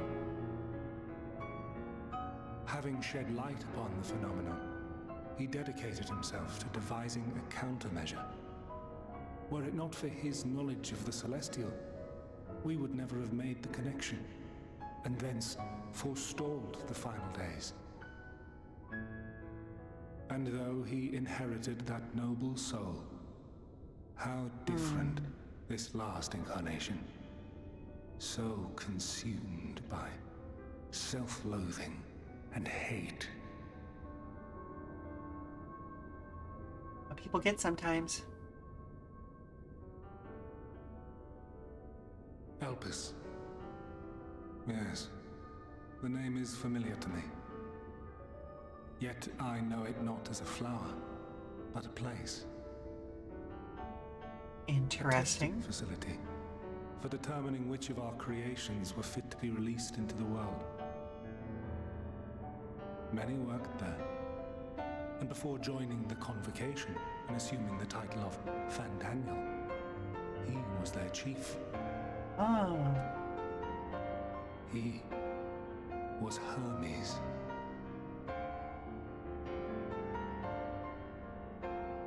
Interesting. That is all I know. The crystals tell little of the lives the 14 led prior to their induction. Elpis itself would tell even less. Nary a ruin has survived. Well, yeah, after so many worlds. What? Wait. I saw you there. In Elpis. No. I did not. But I did. I did. A lingering trace of impossibility. And a truth that fills my heart.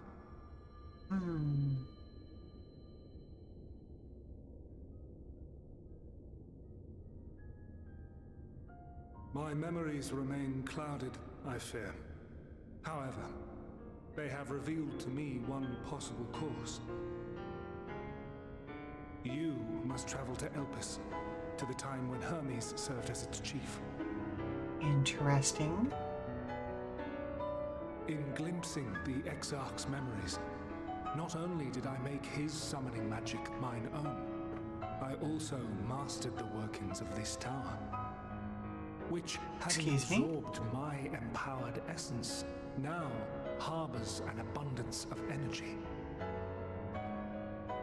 As such, I believe I can deliver you unto the past, unto that place and that precise moment. Interesting. Given the eons that must be traversed, the gateway will not be fully formed. Your form will be less tangible still than those warriors of light I had summoned. Interesting. In all likelihood, none will be able to see or hear you. But I'll be able to witness. Yet even should you manage to interact with others, you will be unable to effect meaningful change. But I can gain knowledge, and that's For the more reality important here. you wish to save, the reality to which you must return, exists as a result of the final days.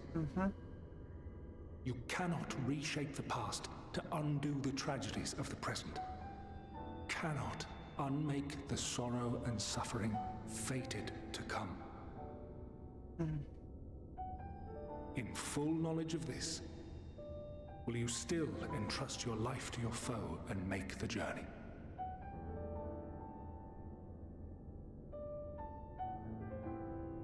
As frustrating as you are, Very well. you've always been honest. I shall cast you unto the river of time. Let this be my final act. You must input the commands. I no longer have the authority. First, you must reconfigure the systems, that the tower's ether may be channeled for the magic.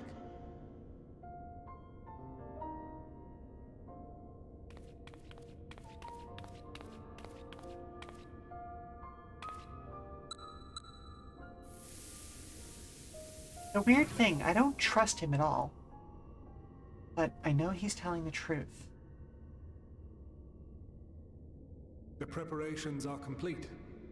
The gateway will soon open. Return at once to the ocular.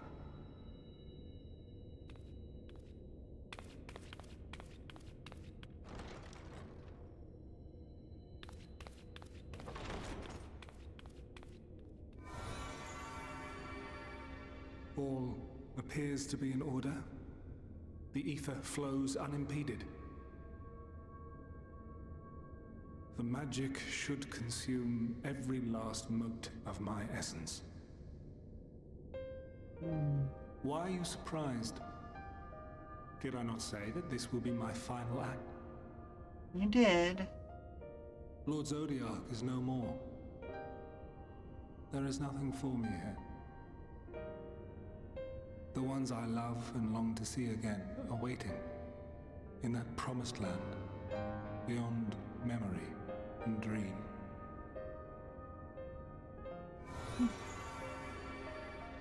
Now go, warrior of light. Go and do not look back.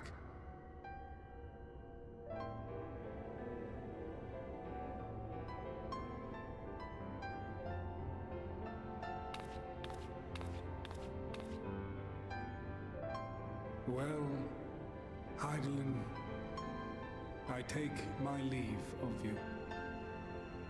Yours is the mantle of the last of us. May you have the joy of it, the burden, and the solitude. It falls to you now. You and your champion to save our star.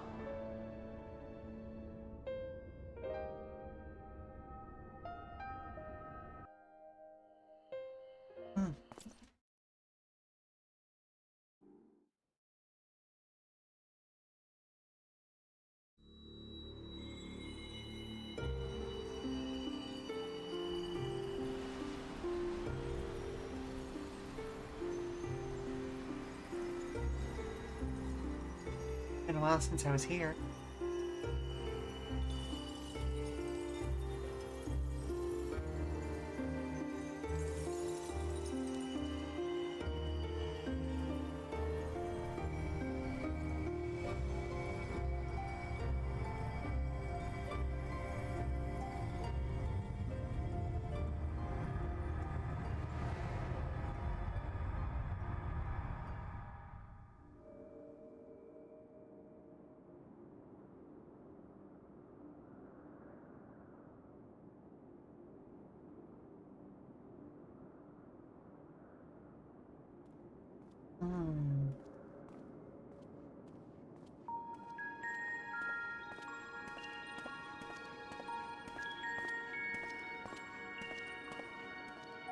It's strange to see them have specific forms. I'm so used to seeing them as homogeneous, like almost blobs with just given shape by their cloaks that I don't know, I figured that was part of the homogeneity. It's that they had chosen non-specific forms, but I guess not.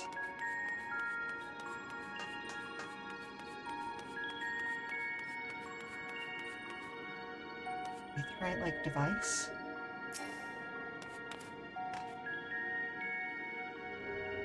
Reminiscent of an aetheryte. Perhaps it is possible to attune with it.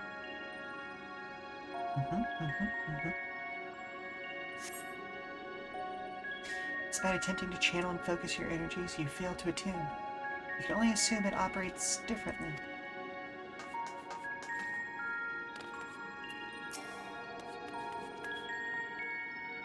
The man stands dutifully by the aetheryte-like device. Guide for this facility in all likelihood. Hello? You attempt to get his attention, but if he sees or hears you, he gives absolutely no indication. As Elizabeth warned, it appears your form is intangible.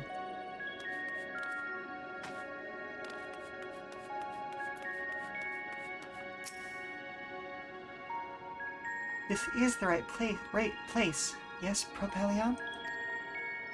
Judging by the woman's words, the facility is called Propelion. I figured that would be his name, but okay. You attempt to gently prod the woman to attract her attention, but feel nothing. It's as if it seems neither does she.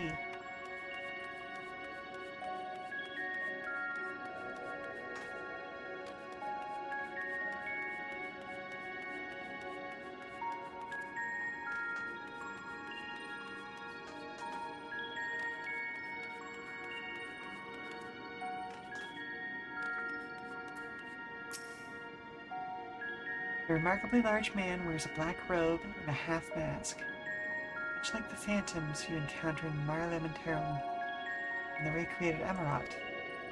It seems you have made it to your destination. Hello?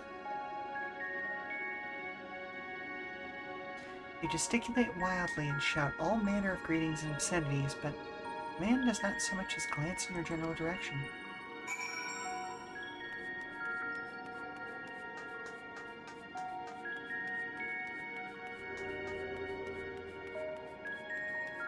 Okay, that's just Sora. That's just bad ending Sora. But also, why isn't he wearing his mask? The door leads outside, but how to open it? I mean, I could just walk through, quite frankly.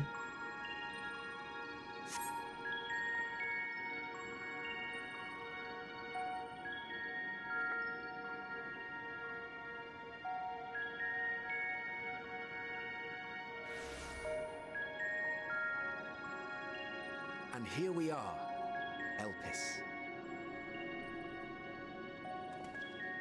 Well, well, how rare to receive you in person. To what do we owe the honor? Oh, just a few odd tasks. We'll be here a while. Uh-huh. You're welcome to stay as long as you see fit, of course. As a matter of procedure, however, I must ask that you kindly remove your masks. Interesting. Come now. Is this truly necessary? Surely you can tell who we are. Who you are, perhaps, but I am far less infamous. Regardless, if we do not follow protocol, 'tis our hosts who would be held accountable. So, please, do favor us with your handsome face.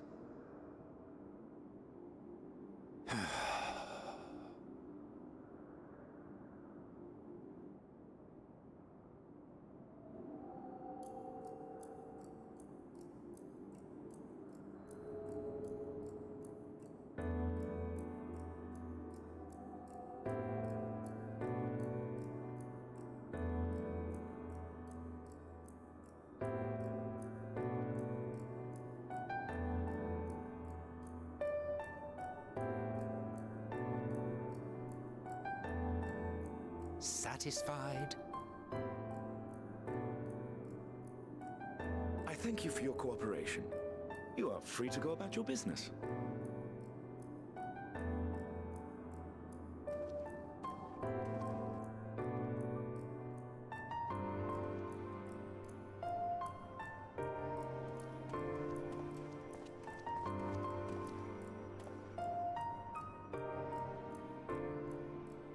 So strange that You see it too, yes? even completely different bodies can tell who they are. I haven't the foggiest what you're talking about. Uh-huh.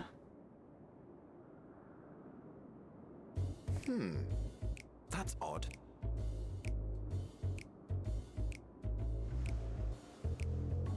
It's right here. A bit thin in the ether, but there's no mistaking it. The color of its soul is almost identical to Azem's. Do you suppose she created it? Rather unusual for a familiar to have a soul, though.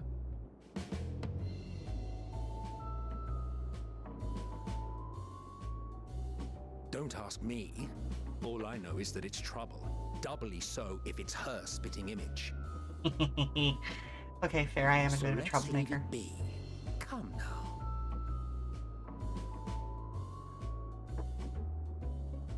Well, hang on a minute. You hear me?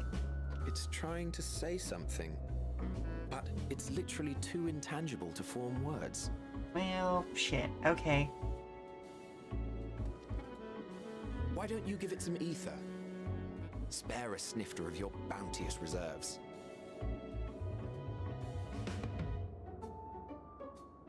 Who do you take me for?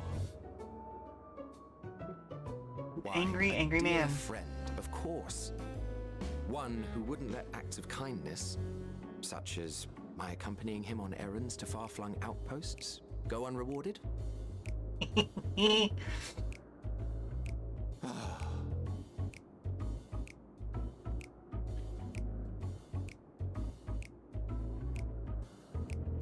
Seeing a different side of him, I of suggest these you characters, close are your eyes, so or this may strange. be unpleasant.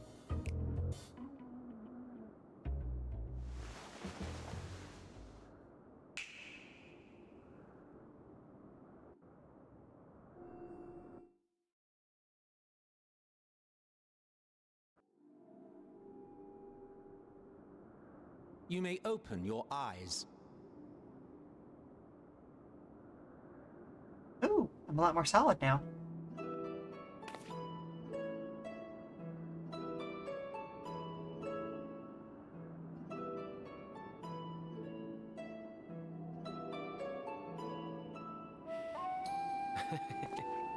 Still a touch small, don't you think? Okay, I'm this size normally, thank Size you. befits its proportions. Besides, bigger is not necessarily better. Bah. I will defer to your experience. Sir, did you Without just... further ado then. Greetings. I am Hythlodaeus, Chief of the Bureau of the Architect. Sulking beside me is the most honorable Emmett Selk of the Convocation of 14. And how might we address you, my new friend? Well, my name is Leonard Thalos. Yeah. Me. A fine name. And I'm pleased to see you understand our words. So, tell us, whence have you come? The thinness of your essence suggests you weren't created here. No. I was created some time from now. You do not know? Or cannot say? Allow me to ask a different question then. Thank you. What brings you here?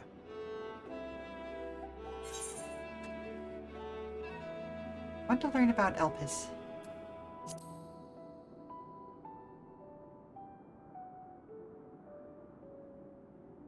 Well now, the same as us. Perhaps Azim wished to come too, but had to settle for a familiar.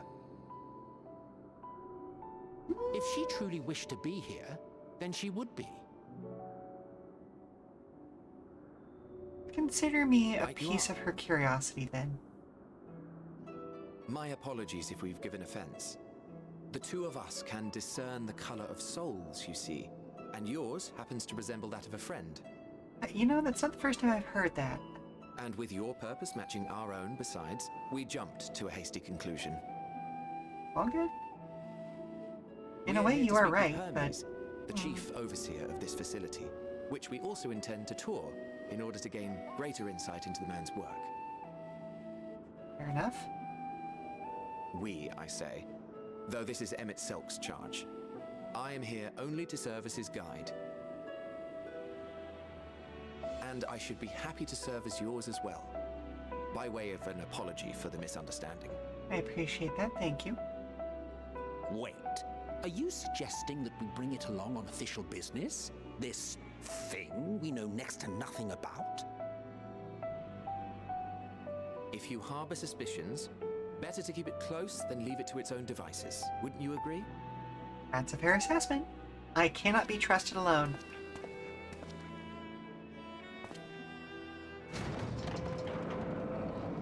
Besides, having a mysterious life form in tow is the norm rather than the exception here.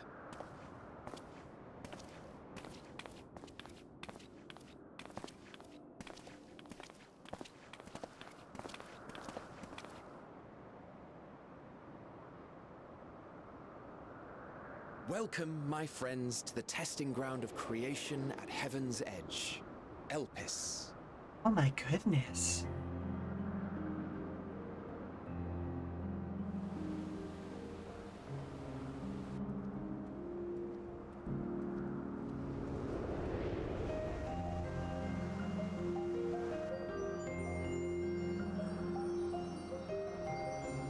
This presence.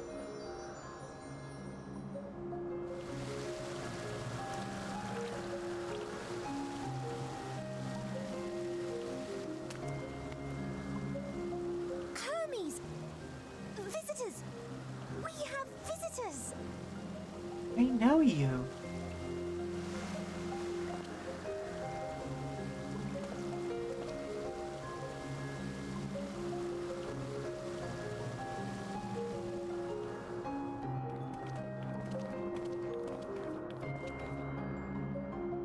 What secrets are you hiding, I wonder? Oh, a deep-seated rivalry, several thousand murders, killing gods, lots of things.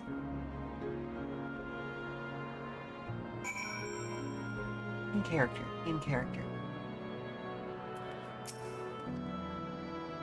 This is hardly my first time here, but the scenery never fails to take my breath away. It feels as if you could reach out and touch the heavens. Now then, to begin our guided tour, perhaps you already know these things, but for the sake of thoroughness, I shall start with the basics. Using concepts to give shape to ether, creation magics allow us to bring forth anything we desire, be it inanimate objects or living beings. Anyone may conceive of concepts, but they must undergo evaluation at the Bureau of the Architect. As part of that process, living beings and certain arcane entities may be sent here to Elpis for in-depth observation and study. Hello, TPR! Welcome, welcome, welcome! Hello, hello, hello, everybody. Welcome to the Come and Go Tavern. My name is Sheela Ornthalis, if you've never been here with us before. I'm very happy to have you, and today we are going to be continuing with Final Fantasy XIV Endwalker. Oh, you were playing Balatro. Okay, tell me about your best gamble today. What was the coolest combo you made out, TPR? So goodness gracious, the fog cleared and we can see everything. Fascinating facility, isn't it? I dare say you will enjoy touring it with us. And of course, if you have to run in and go and deal with some stuff, I fully understand post-stream stuff. I get how that works. I do it myself all the time. But thank you for raiding on over nonetheless. Now then, our friend Hermes. Aside from overseeing the facility, he also conducts his own research. Chances are he will be at the main observation hub, so let us seek him out there first. You don't remember what card it was, but it was a high card. Played the newest Squirrel with a Gun content before Balatro. Ooh, fair enough, fair enough. You know, Squirrel... Oh, hello? Someone's flirting with Dad again. Alright, are we talking like flirting, or just like stage flirting, or like what's going on, sweetie? Well, he sent me to get you. Okay, hold them off for a couple of minutes. I'll be right over. Let him know he's safe. We'll talk about it more after this commercial break, but yeah, I kind of slotted Squirrel with the Gun into like Goat Simulator in my brain, but I realized that like that's honestly a bit of a mistake in both cases, because there's a lot more to those games than I give them credit for. But we'll chat more about that after this commercial break. As always, you do not have to stick around and watch the commercials. You can stand up, stretch, refresh your drinks, do all that good stuff, and we'll be back in about 5 minutes, okay, folks? After that, yeah, we'll chat some more, and I would encourage you to mess around with the menu of redeems, but hold off on doing that until we have gotten back. Until then, I'm gonna go save V. Okay, yeah, we haven't even gotten a chance to do the gift exchange that I was planning to do with him later. Alright, be back soon, folks. Okay, I swear if somebody's going to grab me again, I'm going to hurt them.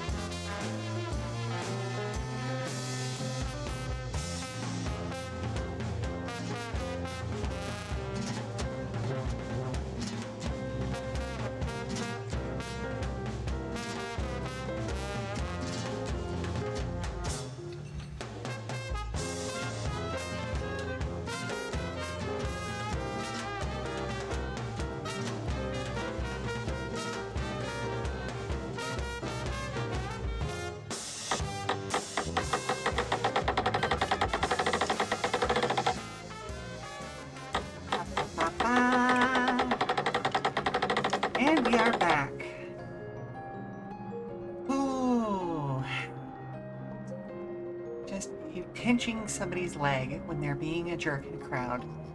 Very, very, very effective way of chasing off hagglers. Not hagglers, hecklers. That's the word I was looking for. But anyway, we are returned. Attired as you are, however, you stand out a little bit too much. Our dear Emmett Selk wishes to keep a low profile on this errand, so... Oh, hello. Do you know how to make a robe? The basic concept will do. Nope. No? Well, in that case, Emmett Selk. No. Your whim, your responsibility. You're not getting another thimble of ether out of me. The way he scrimps sometimes, you'd think he wasn't a nigh-bottomless font of magic. Very well. I shall make the robe. But perhaps you can assist. Let us search for the requisite material. Ooh, I hope this means I get an amaranthine glam now, finally.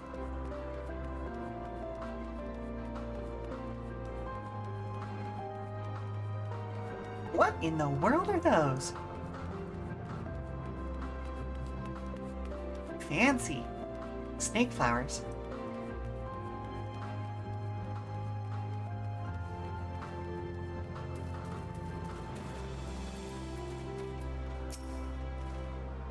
These creatures should suffice.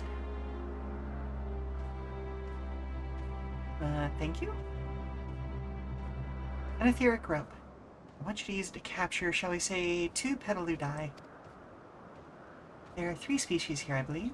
Any 2 kinds should serve. Now, I should mention that the strength of the rope is tied, no pun intended, to the strength of its user. As your ether is still thin compared to ours, you'll need to weaken the petaludi first. Good luck! Okie dokie. Yeah.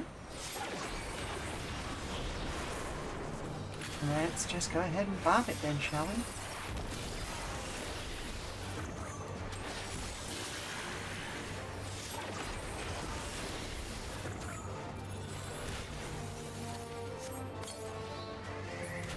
There we go.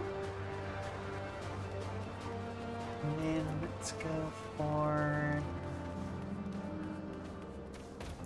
this. Oh, wait a minute. There's the other kind. Ooh, the other kind is purple. Oh, I don't want to go through the active enemies, but I want to get the purple. Give me the purple. Give me the purple. Give it to me.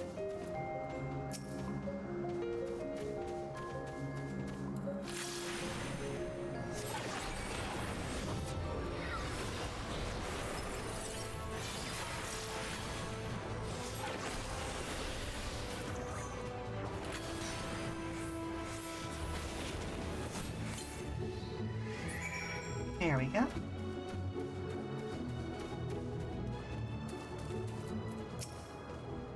You caught the petal of die? Come, let us see. There you go.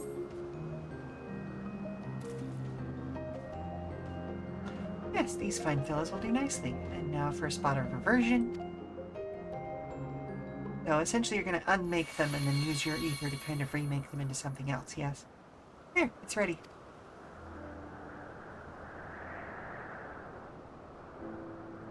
It's nothing fancy, but we're trying not to stand out. Try it on for size.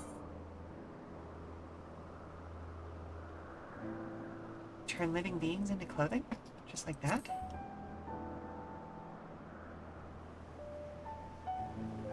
I mean, so do I. Well, not just like that. We need to revert them to their constituent ether first. Unless you wonder why I asked for 2 species, it's due to the difference in their etheric balance. Blending them allows us to produce garb with superior etheric stability. Well and good to disguise and educate it, but it won't fool anyone who can see worth a damn. Fair point, but at the very least it should spare you unwanted attention from casual observers.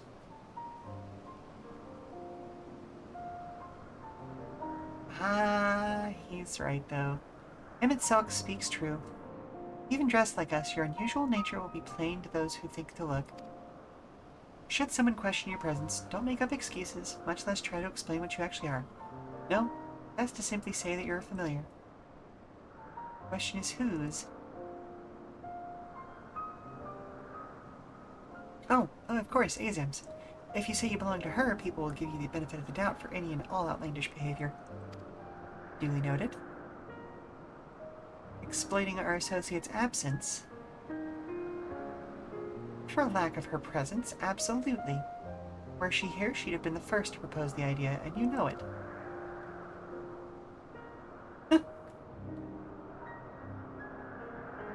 With that, your story is settled. Let us continue with our errand. Do get this. Yay.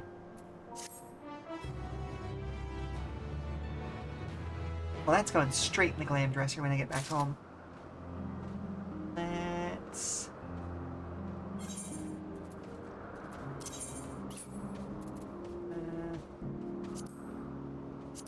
that. And pants.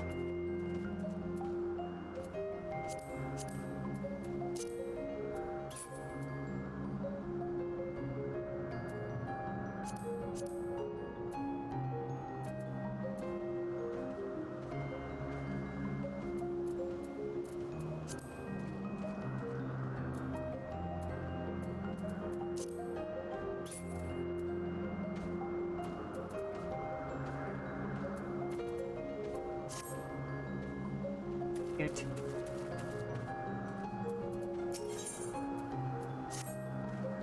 If you are ready, let us continue along the path to Ignoris. Words are hard, y'all. The place serves as an observation hub and residence both. Someone there that should be able to point us in the direction of Hermes.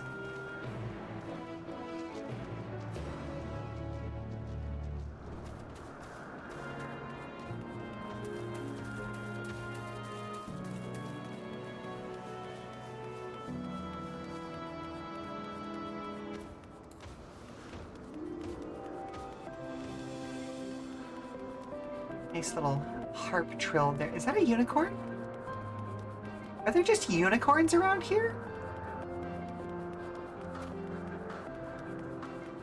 Monoceros. Oh, okay,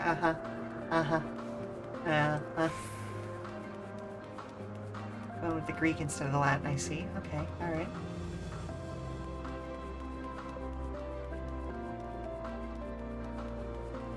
Or do I have that backwards? Is mono Greek or Latin? No, they went with the Latin instead of the Greek because mono would be, or like seros is the same suffix as rhinoceros. So rhino meaning nose horn. Okay, yep, no, putting some stuff together. So monoceros would just be one horn, so that is Latin. Okay, cool. Cool. Sorry for getting that backwards. But just as a reminder, yep, used to be a linguist. Haha. Yes, can I help you? We wish to speak with Chief Hermes. Do you know where we might find him?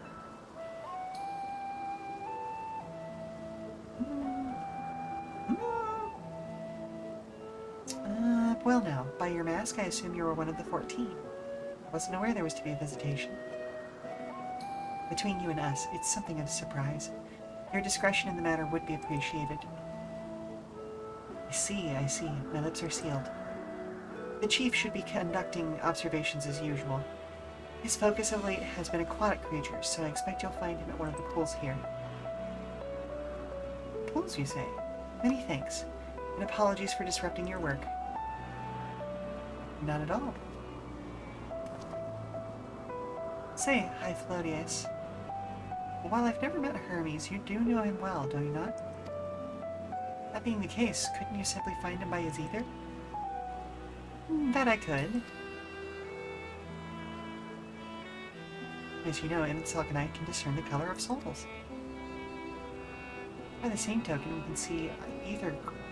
We can also see ether quite keenly even, and from great distances.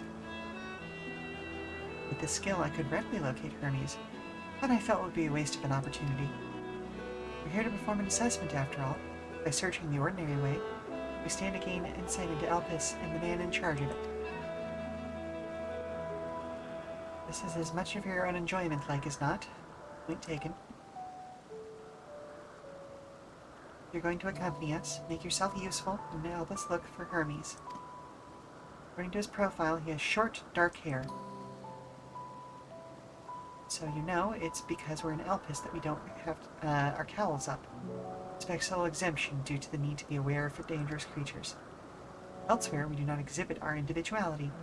It's unseemly. It's all common sense, but I would not assume you possess any.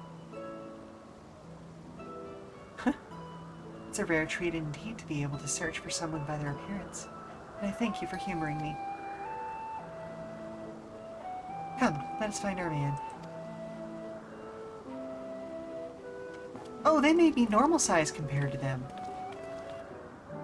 Sorry, like, I thought the perspectives were just weird and off slightly, but, like, in that last scene, I just realized that I'm actually, like, normal-sized in comparison instead of them being 14 feet tall. Or maybe I'm just giant now, I don't know. Giant Lalafell. Weird.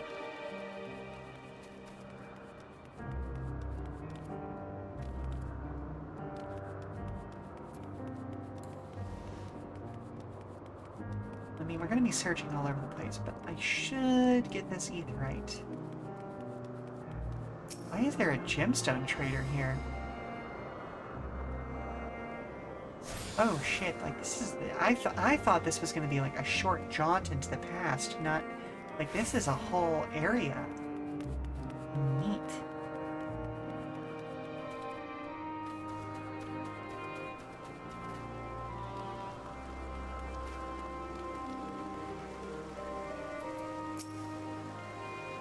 Ah.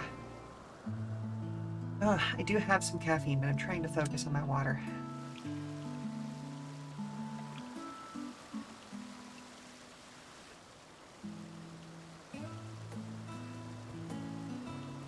Hello? Hermes, I presume? Huh.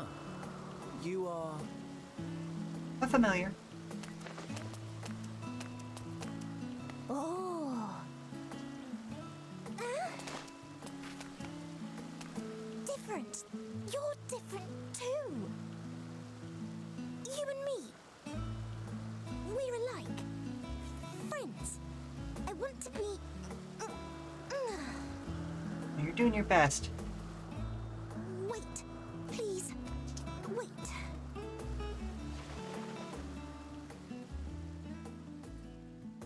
Greetings and salutations. Can you hear me? Yep. Do not be alarmed. I mean you no harm. I wish only to hear your words, share your feelings, and know your thoughts. If I share my thoughts... Be friends. Yes, but if I share my thoughts, you have to promise not to share them yourself. May we please be friends?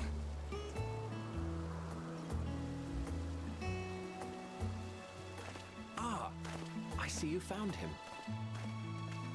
I would swear we've encountered her before somewhere else. I don't remember where, but I really do think we have. Too long, I think. Too long indeed for close collaborators. On this blessed occasion, I bring not only myself, but others who long to speak with you.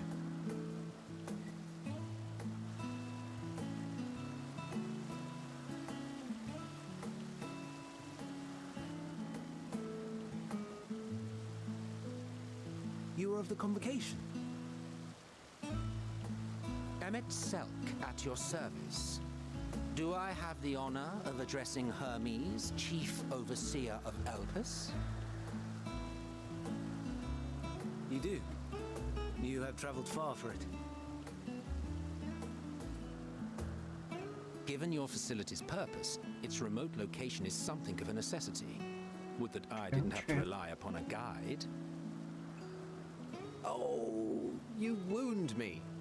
Have I not ever been an attentive and helpful friend? But moving along to more agreeable company, this one we chance to...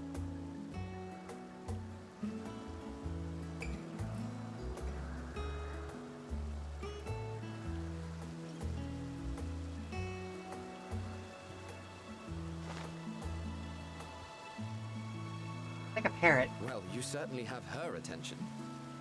Is she one of yours, Hermes?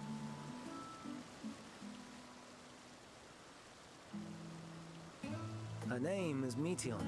It means shooting star.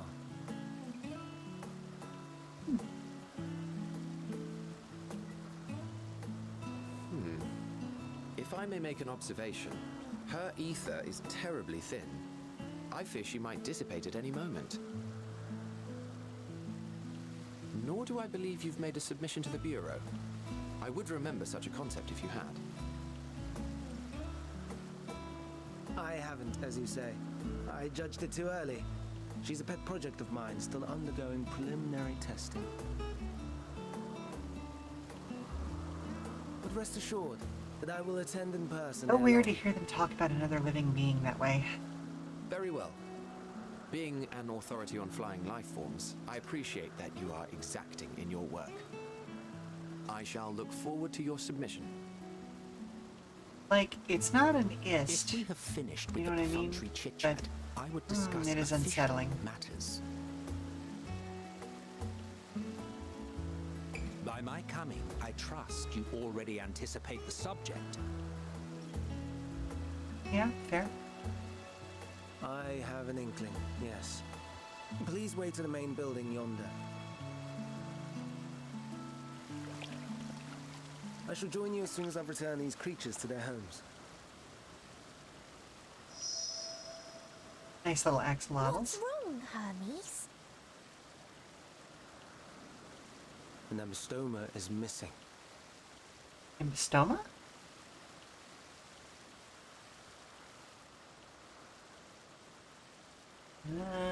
May have gotten out of the water. I may have found it. A creature with the self-same ether as those there, nestled in the boughs of a tree outside the grounds.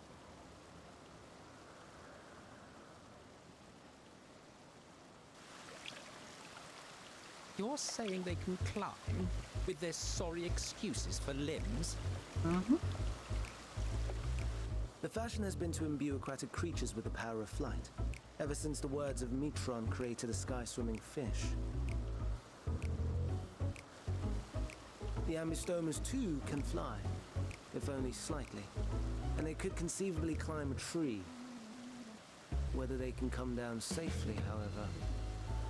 Excuse me. Oh.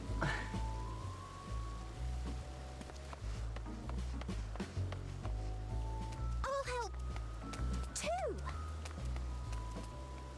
Oh, she's adorable. And what are we supposed to do with this lot?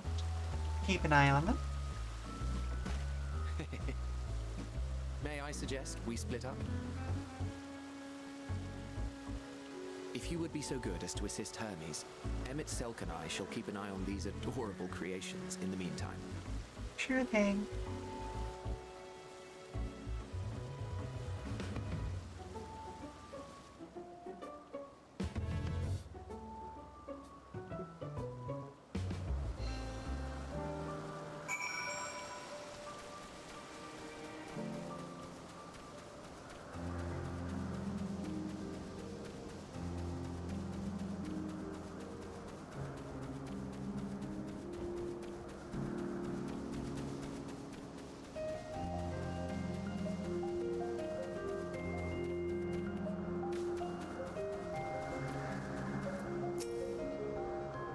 Hermes and Metian have found their quarry, a creature known at this age as an ambystoma. Yet though it is safely extricated from the tree, Hermes appears to have found himself in quite the predicament.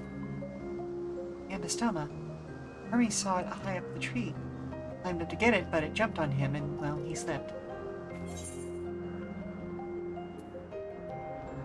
Do you need a hand? No, I'm fine if a little embarrassed. Oh!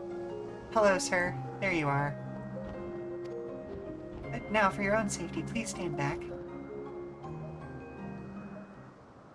It's weird seeing villains get up to hijinks.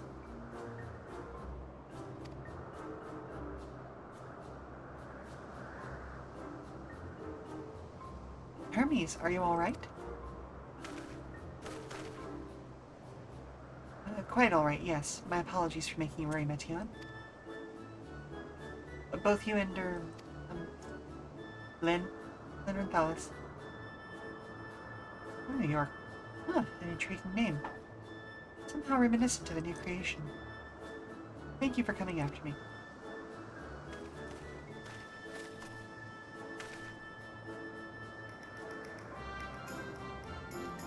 As for you, little one, you must be more careful. You may be able to fly, but that doesn't mean you cannot fall and hurt yourself. Oh no, I'd forgotten all about its fellows.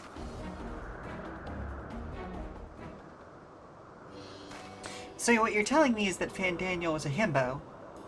Oh, I hate this knowledge. Truly, what a relief. You must thank Imitselk and Hythlodaeus when I return. As Chief Overseer of Elpis, permit me to welcome you to our facility. You will enjoy your time here.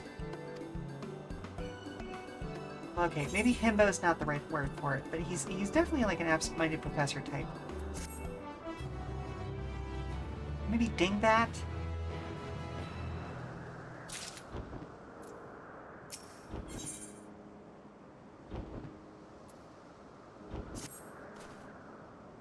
Well, we mustn't keep the others waiting. Let us return to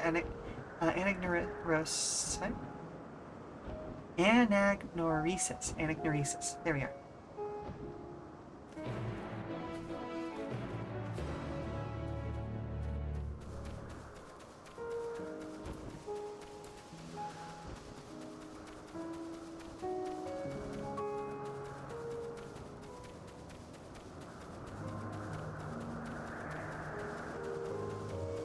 Yeah.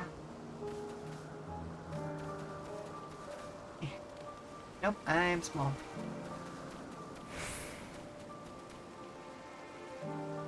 Telling them all about your adventures, little buddy. My apologies for the trouble. Owing to your kind assistance, all the Ambistomas are safe and well. I will presently send them back to their space. We go on ahead to the main building. Upon entering, you'll see a table and chairs, a meeting area. We may speak up there. Very well. Take care not to let the creatures slip away again.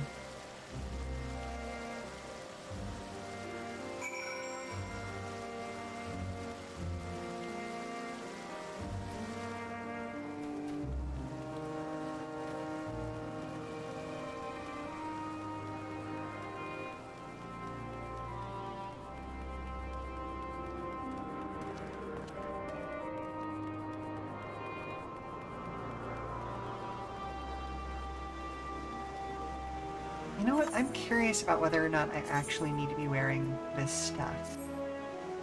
Like, it's a cute outfit, but...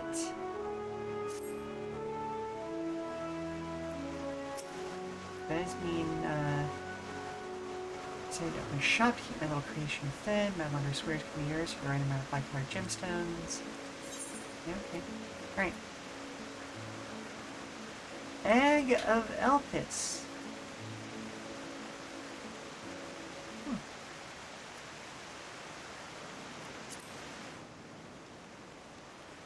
It doesn't look like I have to be wearing the softest robes.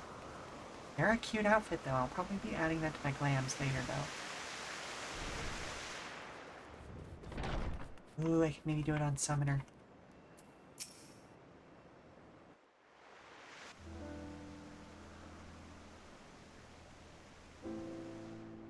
This appears to be the place.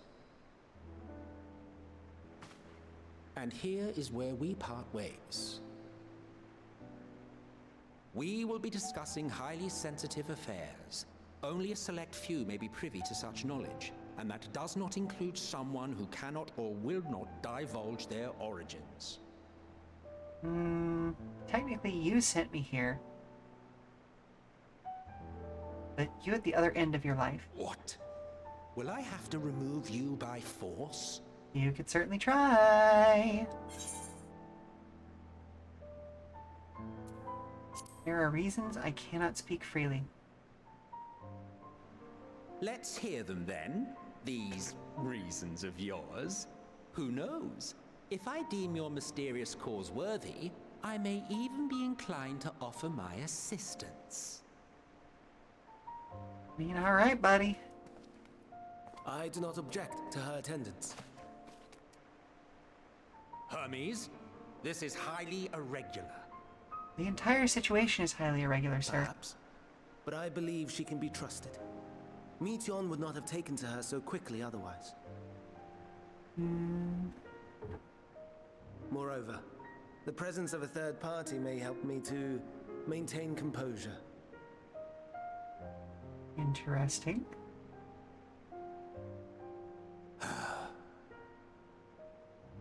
As you wish, then. Behave yourself, do you hear? Excuse you, sir? I have done nothing but behave myself, quite frankly, thank you.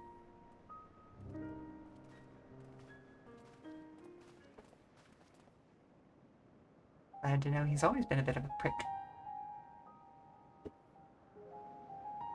So, it's finally happened, then. Aye. Van Daniels declared his intention to step down and named you as his preferred successor.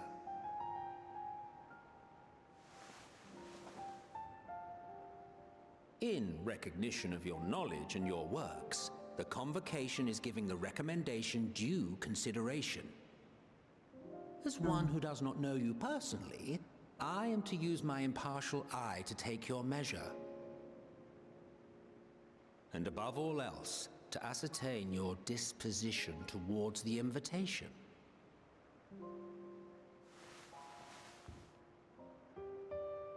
I understand that you and Fandaniel are close. He himself was once chief overseer of Elpis after all. I should not be surprised if you knew before anyone else that he wished to relinquish his office. I did. He told me that when he fulfilled his purpose, he wished to pass the torch to me. A torch you seem none too pleased to accept. Are you so averse to serving on the Convocation? No, it's not that. For a humble researcher like myself to even be considered is an honor beyond words. No. What troubles me, what I struggle to come to terms with, is the very fact that Van Daniel stepping down. Does this mean that he will return the star?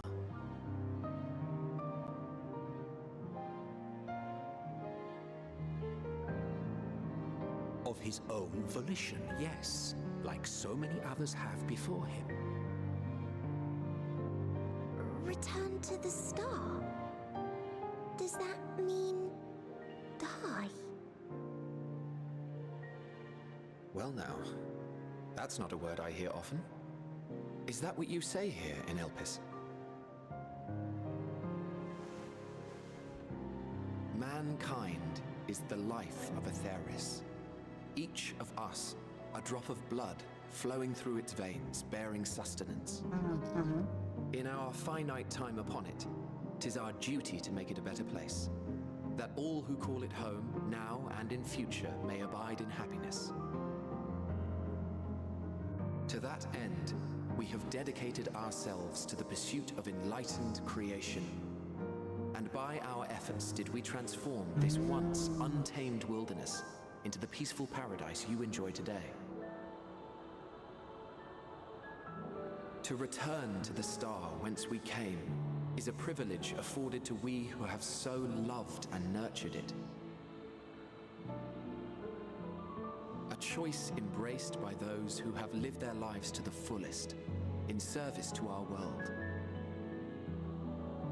And when they depart upon this journey, it is beautiful, always. The 14 are no exception. 'Tis believed no occasion is more felicitous than the fulfillment of one's duty. Our office becomes our lives, and to retire is to return, or so the majority of us hold. Some few have elected to eschew custom.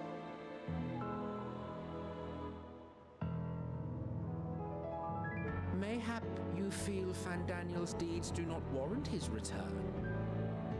Yet you should know his accomplishments as well as any.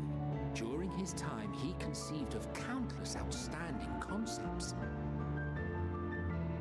And channeling the wealth of experience he attained here in Elpis, he brought forth many new specimens. I think it's more of an emotional attachment. I know of all this. I do. It's just, I cannot fathom why someone so great and wise, who could still do so much good, would want to end it all. It's tired.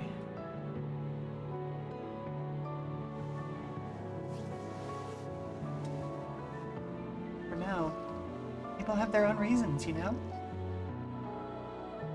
Oh no, I've made her upset. Oh, Forgive buddy. me. I know I requested your presence. Might I trouble you to take Meteon outside? A change of scenery would do her good. Very well.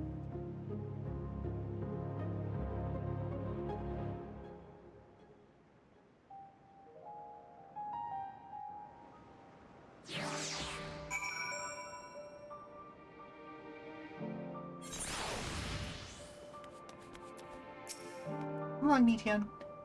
I'm sorry, Lynn. I didn't mean a walk.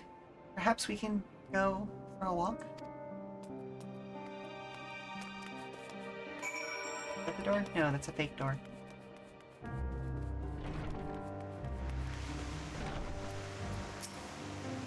Hermes gets sad when he thinks about death. When others are sad, I'm sad too. That's how I am. Oh, he made me. But don't worry, I'm fine now. So, why did you come here? Well, I need to talk to him about something. You want to learn about Elpis and Hermes? Oh, I can teach you. I can teach you. We can take turns. I'll tell you something, and then you tell me something. Sounds like fun. It will be. It will be. Where to start? Yes. Let's talk to Memnon. He should be near the Aetherite. I'm not good at explaining, but Memnon is, so I'll have him explain instead. Lydia? Okay, yep, no, she's now accompanying me. Good to know, good to know.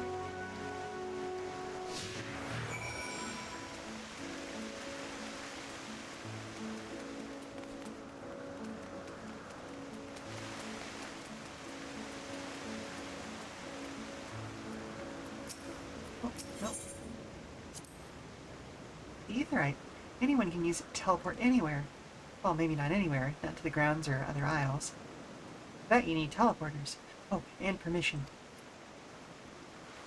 Interesting, so the Aetherites only local transport this time. And what have we here? Though you look like a person you could easily pass for a toy. I assume you are familiar like Meteon. Is there something you need? Miss Lynn, did you teach her about Elpis? A newly arrived familiar, is she? Very well. I should be glad to introduce our fair facility to her. As you know, it is mankind's duty to make the star a better place. As part of this duty, we employ creation magics to bring her forth new life. However, we cannot simply release our works into the world. It would lead to chaos. No, any and all life forms must undergo extensive testing to determine their fitness to exist. Testing which is conducted here in Elpis. Every candidate is subjected to rigorous study, in which we identify their properties, surmise what habitats might be suitable, and speculate as to the effects they might have on the environment and other species. Should it be judged a beneficial addition to the star, it will be allowed to take a place in the world. Two of you, too, were created with the hope of making the star a better place. So heed your masters well, and be good, do you hear? We will, Memnon, we will. Thanks for the lesson. You had a turn, now I get a turn. Where did you come from?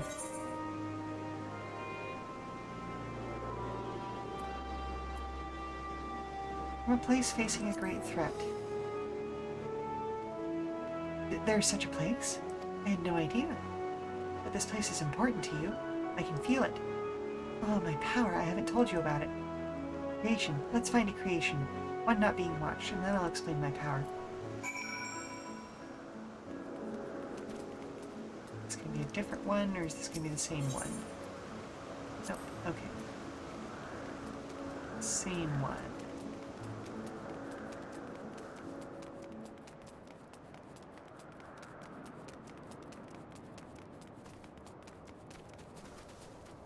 Hey, I know these little shits. Weird that they go back this far, huh? Spriggans? What are Spriggans?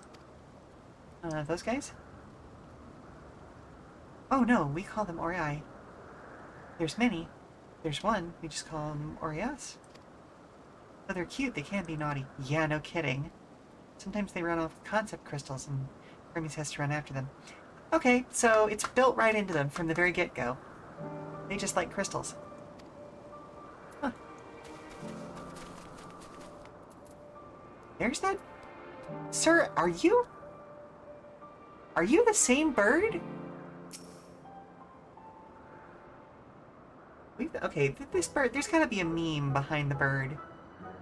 Like, there's gotta be some person in production who is just like, ah, yes, this bird is my signature. This creation is perfect. But I don't remember seeing it before. Perhaps it's new? You see what I mean? Definitely a meme. Anyway, I'll try reading its mind. That's my power. Good luck. I'd be very interested to know if there is any thought in there.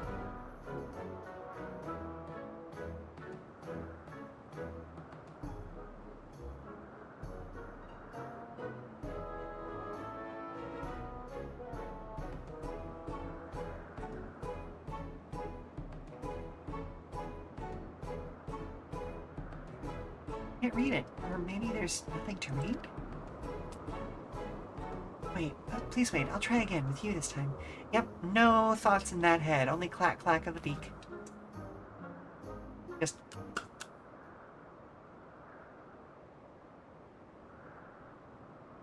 Greetings. Can you hear me?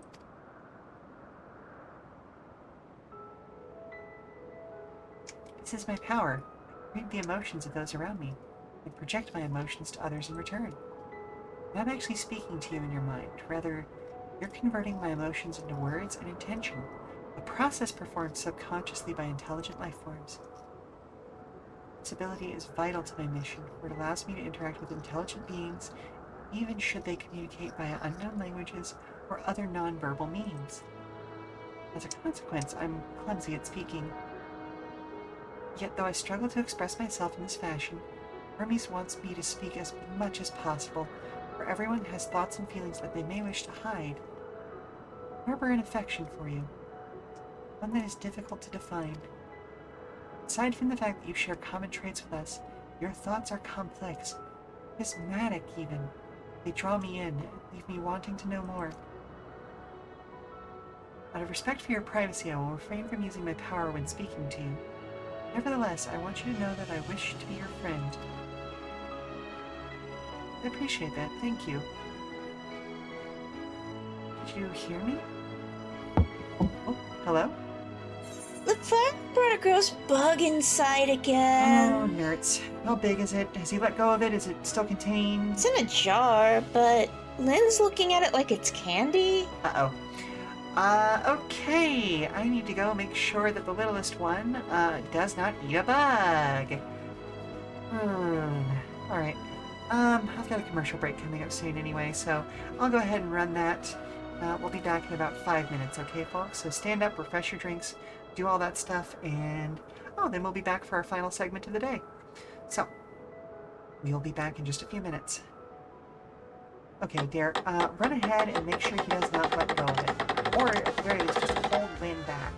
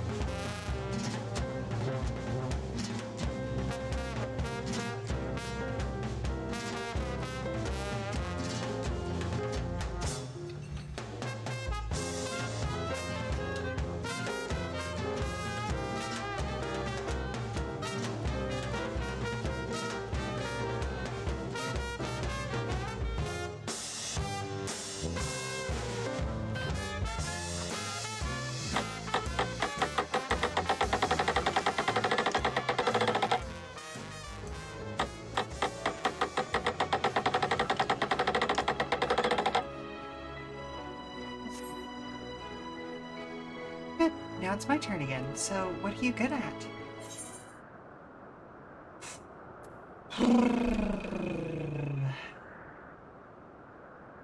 Fighting, crafting, gathering, playing. It's a secret. I'll be honest. I'm good at fighting.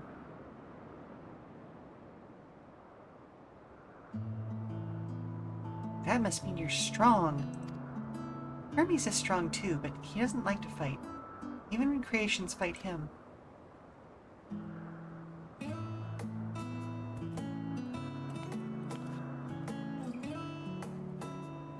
Clack, clack.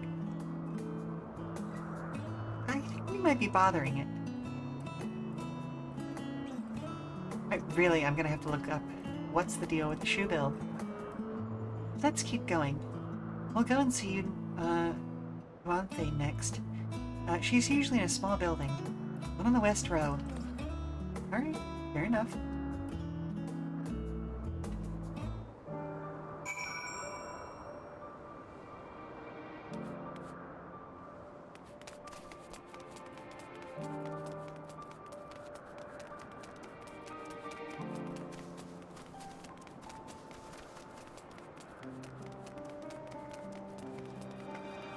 No? Okay.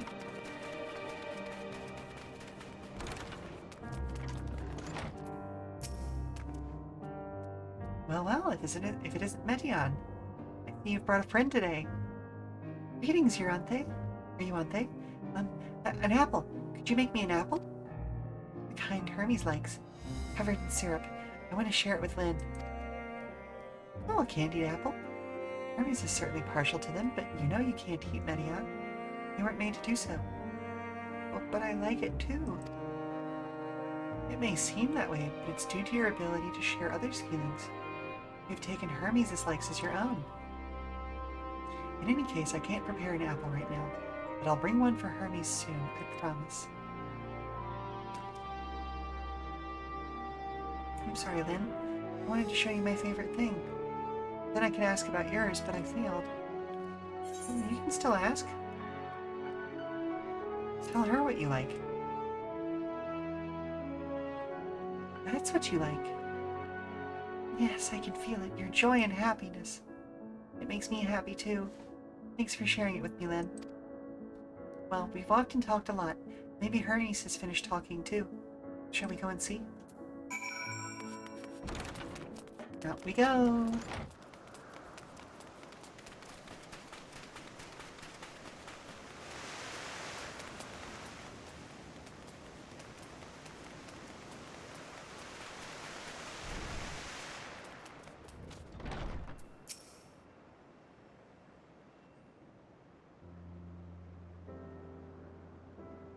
There you are. I can see the fresh air has done Meteon good. Lynn wanted to learn about you and Elpis, so I taught her. Place, about my power, about your favorite food. I'm not sure that last one will be of any use. But I do appreciate you keeping Meteon company. While you were away, I finished speaking with our guests. Finished? Hardly. You requested time to consider the invitation, so we have no choice but to occupy ourselves with an inspection of your work. My apologies. It has been decided that Emmett Salk and Hythalodeus will accompany me as I tend to my duties. If you wish to learn more, perhaps you would like to come too? I'm compelled to remind you that she is in no way associated with the convocation. We simply chanced to meet at Propylion. There is no guarantee that the matters we discuss will remain private. I do not mind. See the joy her presence brings Meteon? I cannot imagine our mysterious friend harbors malicious intent. Lynn is kind. Really, truly, she taught me as much about herself as I taught her. You're coming, of course, to watch Hermes? You're bound to learn lots and lots.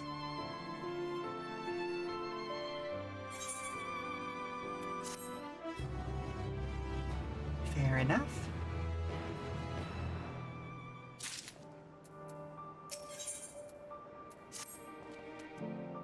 everyone is ready, there are a few creations I need to check on. First, we shall return to the spot where we found our wayward ambystoma. Have care when you step outside a hub, for there may be unruly creatures about.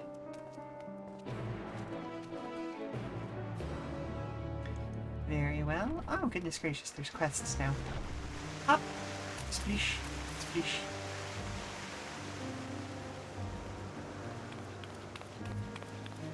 Oh.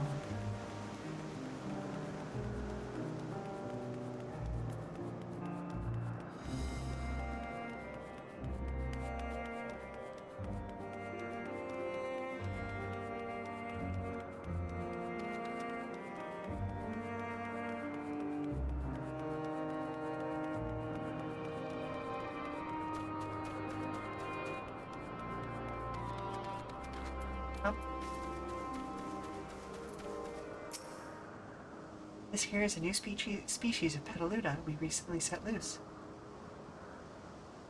It's been doing very well, managing to maintain a stable existence thus far. If we can see its observation period to the end without issue, we shall release it into the world.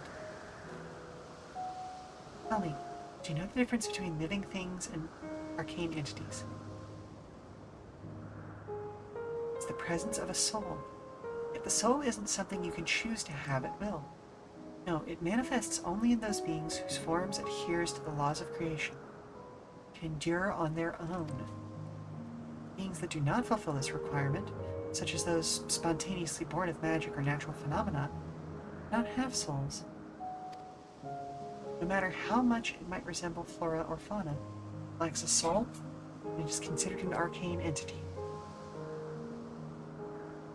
So you see, it is not for mankind to decide what is living.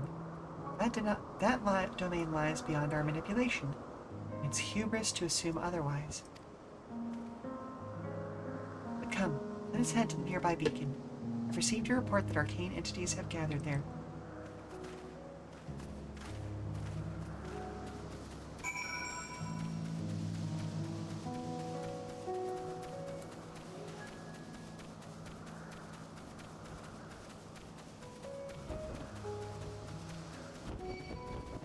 Oh, no thank you. No, thank you.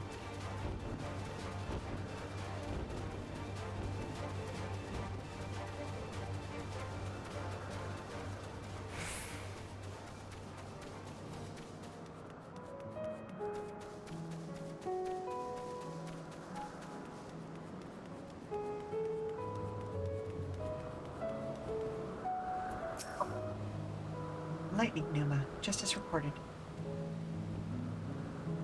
Although we call this structure a beacon due to its form, it is in fact a magical device. By manipulating the balance of elements, it keeps the isle airborne and maintains the climate thereupon. In the course of its operation, it often sees an internal shift towards a given element. Right now that element is lightning, which draws the Pneuma here to replenish their ether. It appears Medion is busy. But would you care to assist me in her stead and feed the Pneuma? Interesting. I would have thought that you would think these things a power problem. By using this lightning converter, you can harness ambient lightning and focus it into a ball. Veritable feast for our dazzling friends. Come on, give it a try. Huh.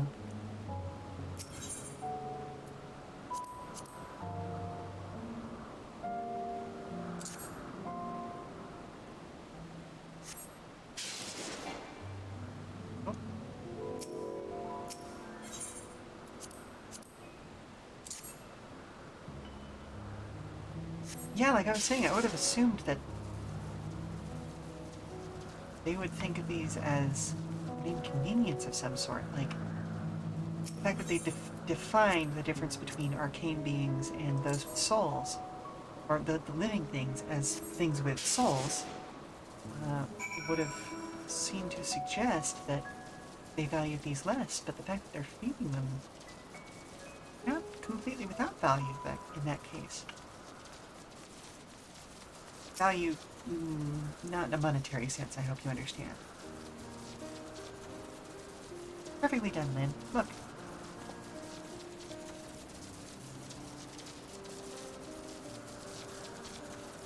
See how they gather to feed, how they express themselves through their actions despite their lack of words. Speech is not the sole defining characteristic of a thinking, feeling creature, nor is silence an indication that they do not possess these qualities. Be it a soulless arcane entity such as the Pneuma, or an ephemeral life form such as the Petaluda, all seek to perpetuate their existence, to survive. Is Metiana leaving the game?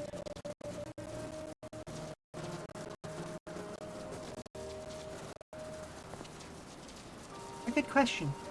I can answer it from a theoretical perspective, but it ultimately falls to the Bureau of the Architect to pass judgment.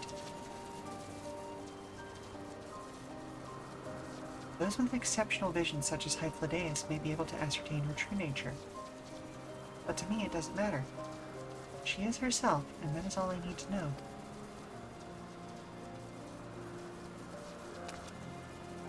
Oh, you finished already? I'm sorry, I was in the way. Not to worry, my dear.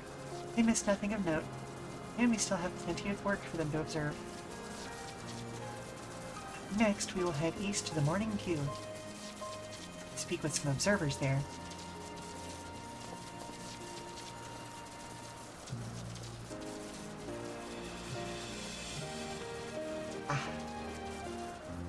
Yeah, there's some interesting complexity going on here.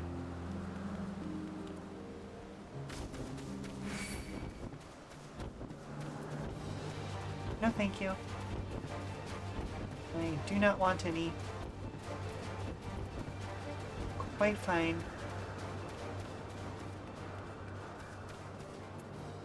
Speaking of things that I can summon, what's on the roulette today?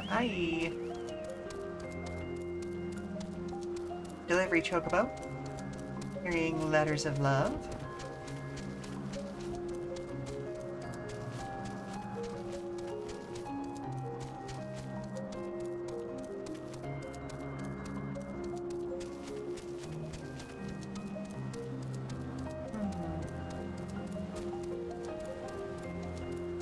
It's almost half past.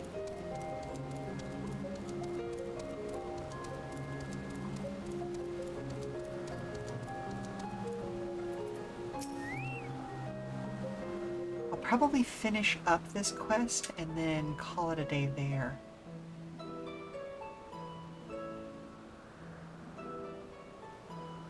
Amazing, is it not?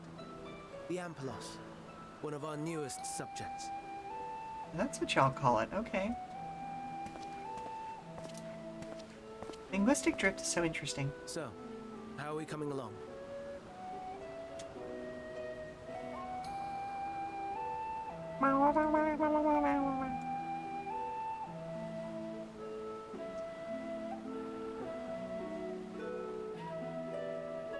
Ooh, hey, it's those flowers.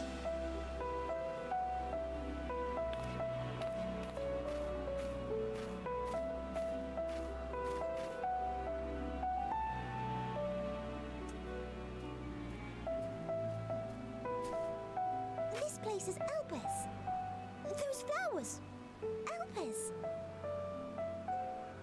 Entelekis. Like me. Entelekis? Meaning they can feel emotion? Elpis, and so named for their birthplace.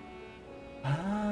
A happy accident, born of the hands of a former researcher who loved beautiful blossoms. Unique for how they change color, to reflect the emotional state of those nearby. Though be it here or elsewhere, they are seldom seen in any hue save purest white. Well, I've seen them in a lot of other the hues. Emotional state, you say?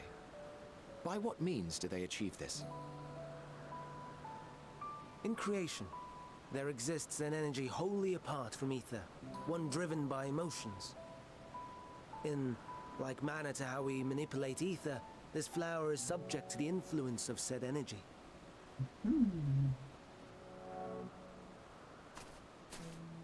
Well, it has no will of its own. It is sensitive to the prevailing emotion in the vicinity, and reacts by altering its color and vibrancy. Interesting. So that's good confirmation of what something we were thinking about earlier. It is one of the unseen energies defined by Harnish alchemical theory. Though a gross oversimplification, some describe it as an essence influenced by feeling.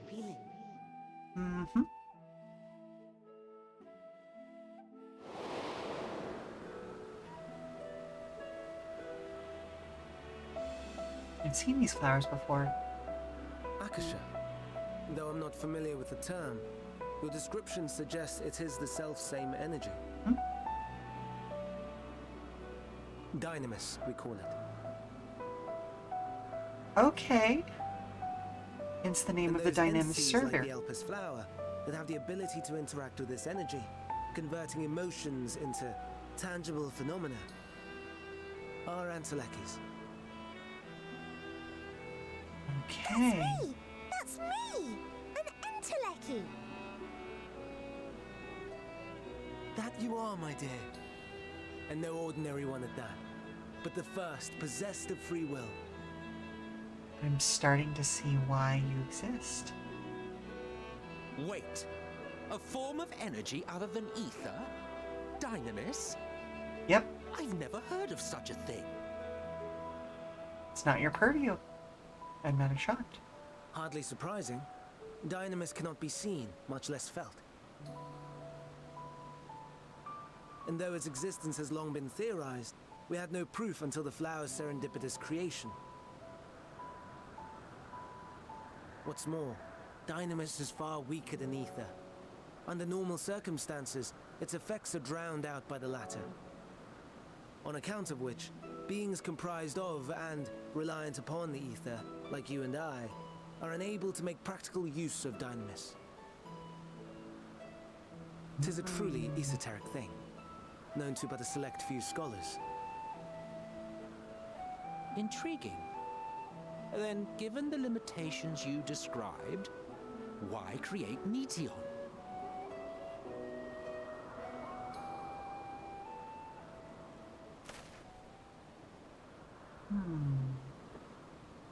Our star, Aetheris, is especially rich in ether, so much so that its name is derived from it.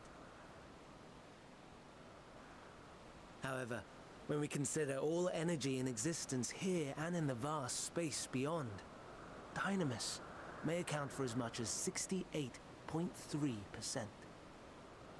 The more abundant form by far. Were we able to control it, we could open the door to limitless possibilities. Okay, so it's kind of like a magical dark matter then. It is not unlike a gently flowing stream, unable to break through the dam of ether barring its path. But if we could imbue the stream with the vigor of a raging river...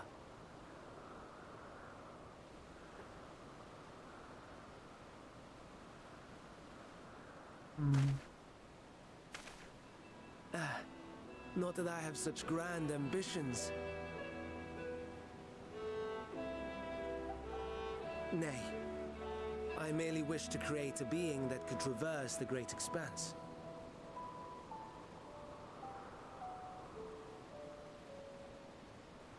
The relative scarcity of ether beyond the bounds of this star was a concern. And so, I looked to another source of energy by necessity. Fair.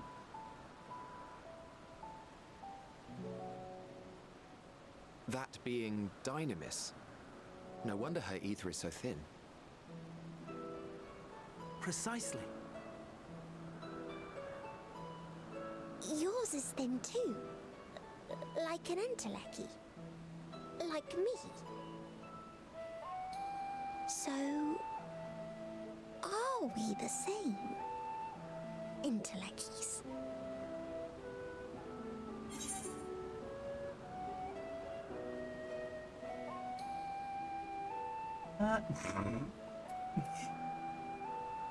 Okay, I know this third one's the joke answer, but I kind of do want to give it there.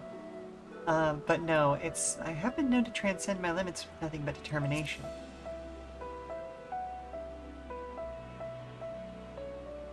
That sounds more akin to the desperate flailings of a wild beast when facing imminent death.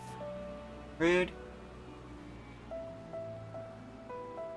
A deficit of ether alone does not an Entelechy make. It would, however, make it easier for you to interact with Dynamis. I mean, that seems to be something... influence may be, this quality could prove the difference between victory and defeat. You do well not to underestimate it. Mm.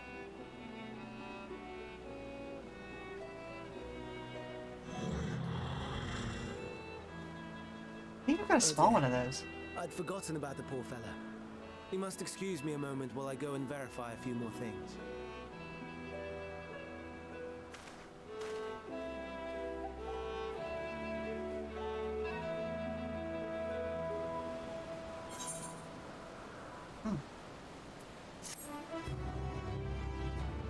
Okay, we're at about 3:30, so what I'm going to do is I'm going to pick up the next quest. We'll leave off there.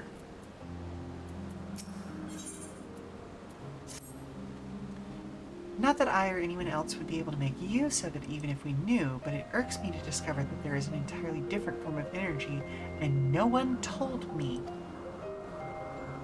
That personal annoyance aside, Hermes' knowledge is undeniably impressive. Given that there are none amongst the 14 who specialize in the Celestial, it would be a welcome addition. Assuming you can be persuaded to join, that is. Still can't understand his hesitation. Why did you join the convocation? Oh, you wish to know why Emmett Selk was chosen for the convocation? I should be glad to share the tale. It began when... Not another word. Lest you've forgotten, we are here to learn about Hermes, not me. My misspent youth is not your concern. Oh, is it not? Well, in any case, I'm sure we'll learn more about that next time. For now, let's head back over to the Just Chatting screen. Alrighty.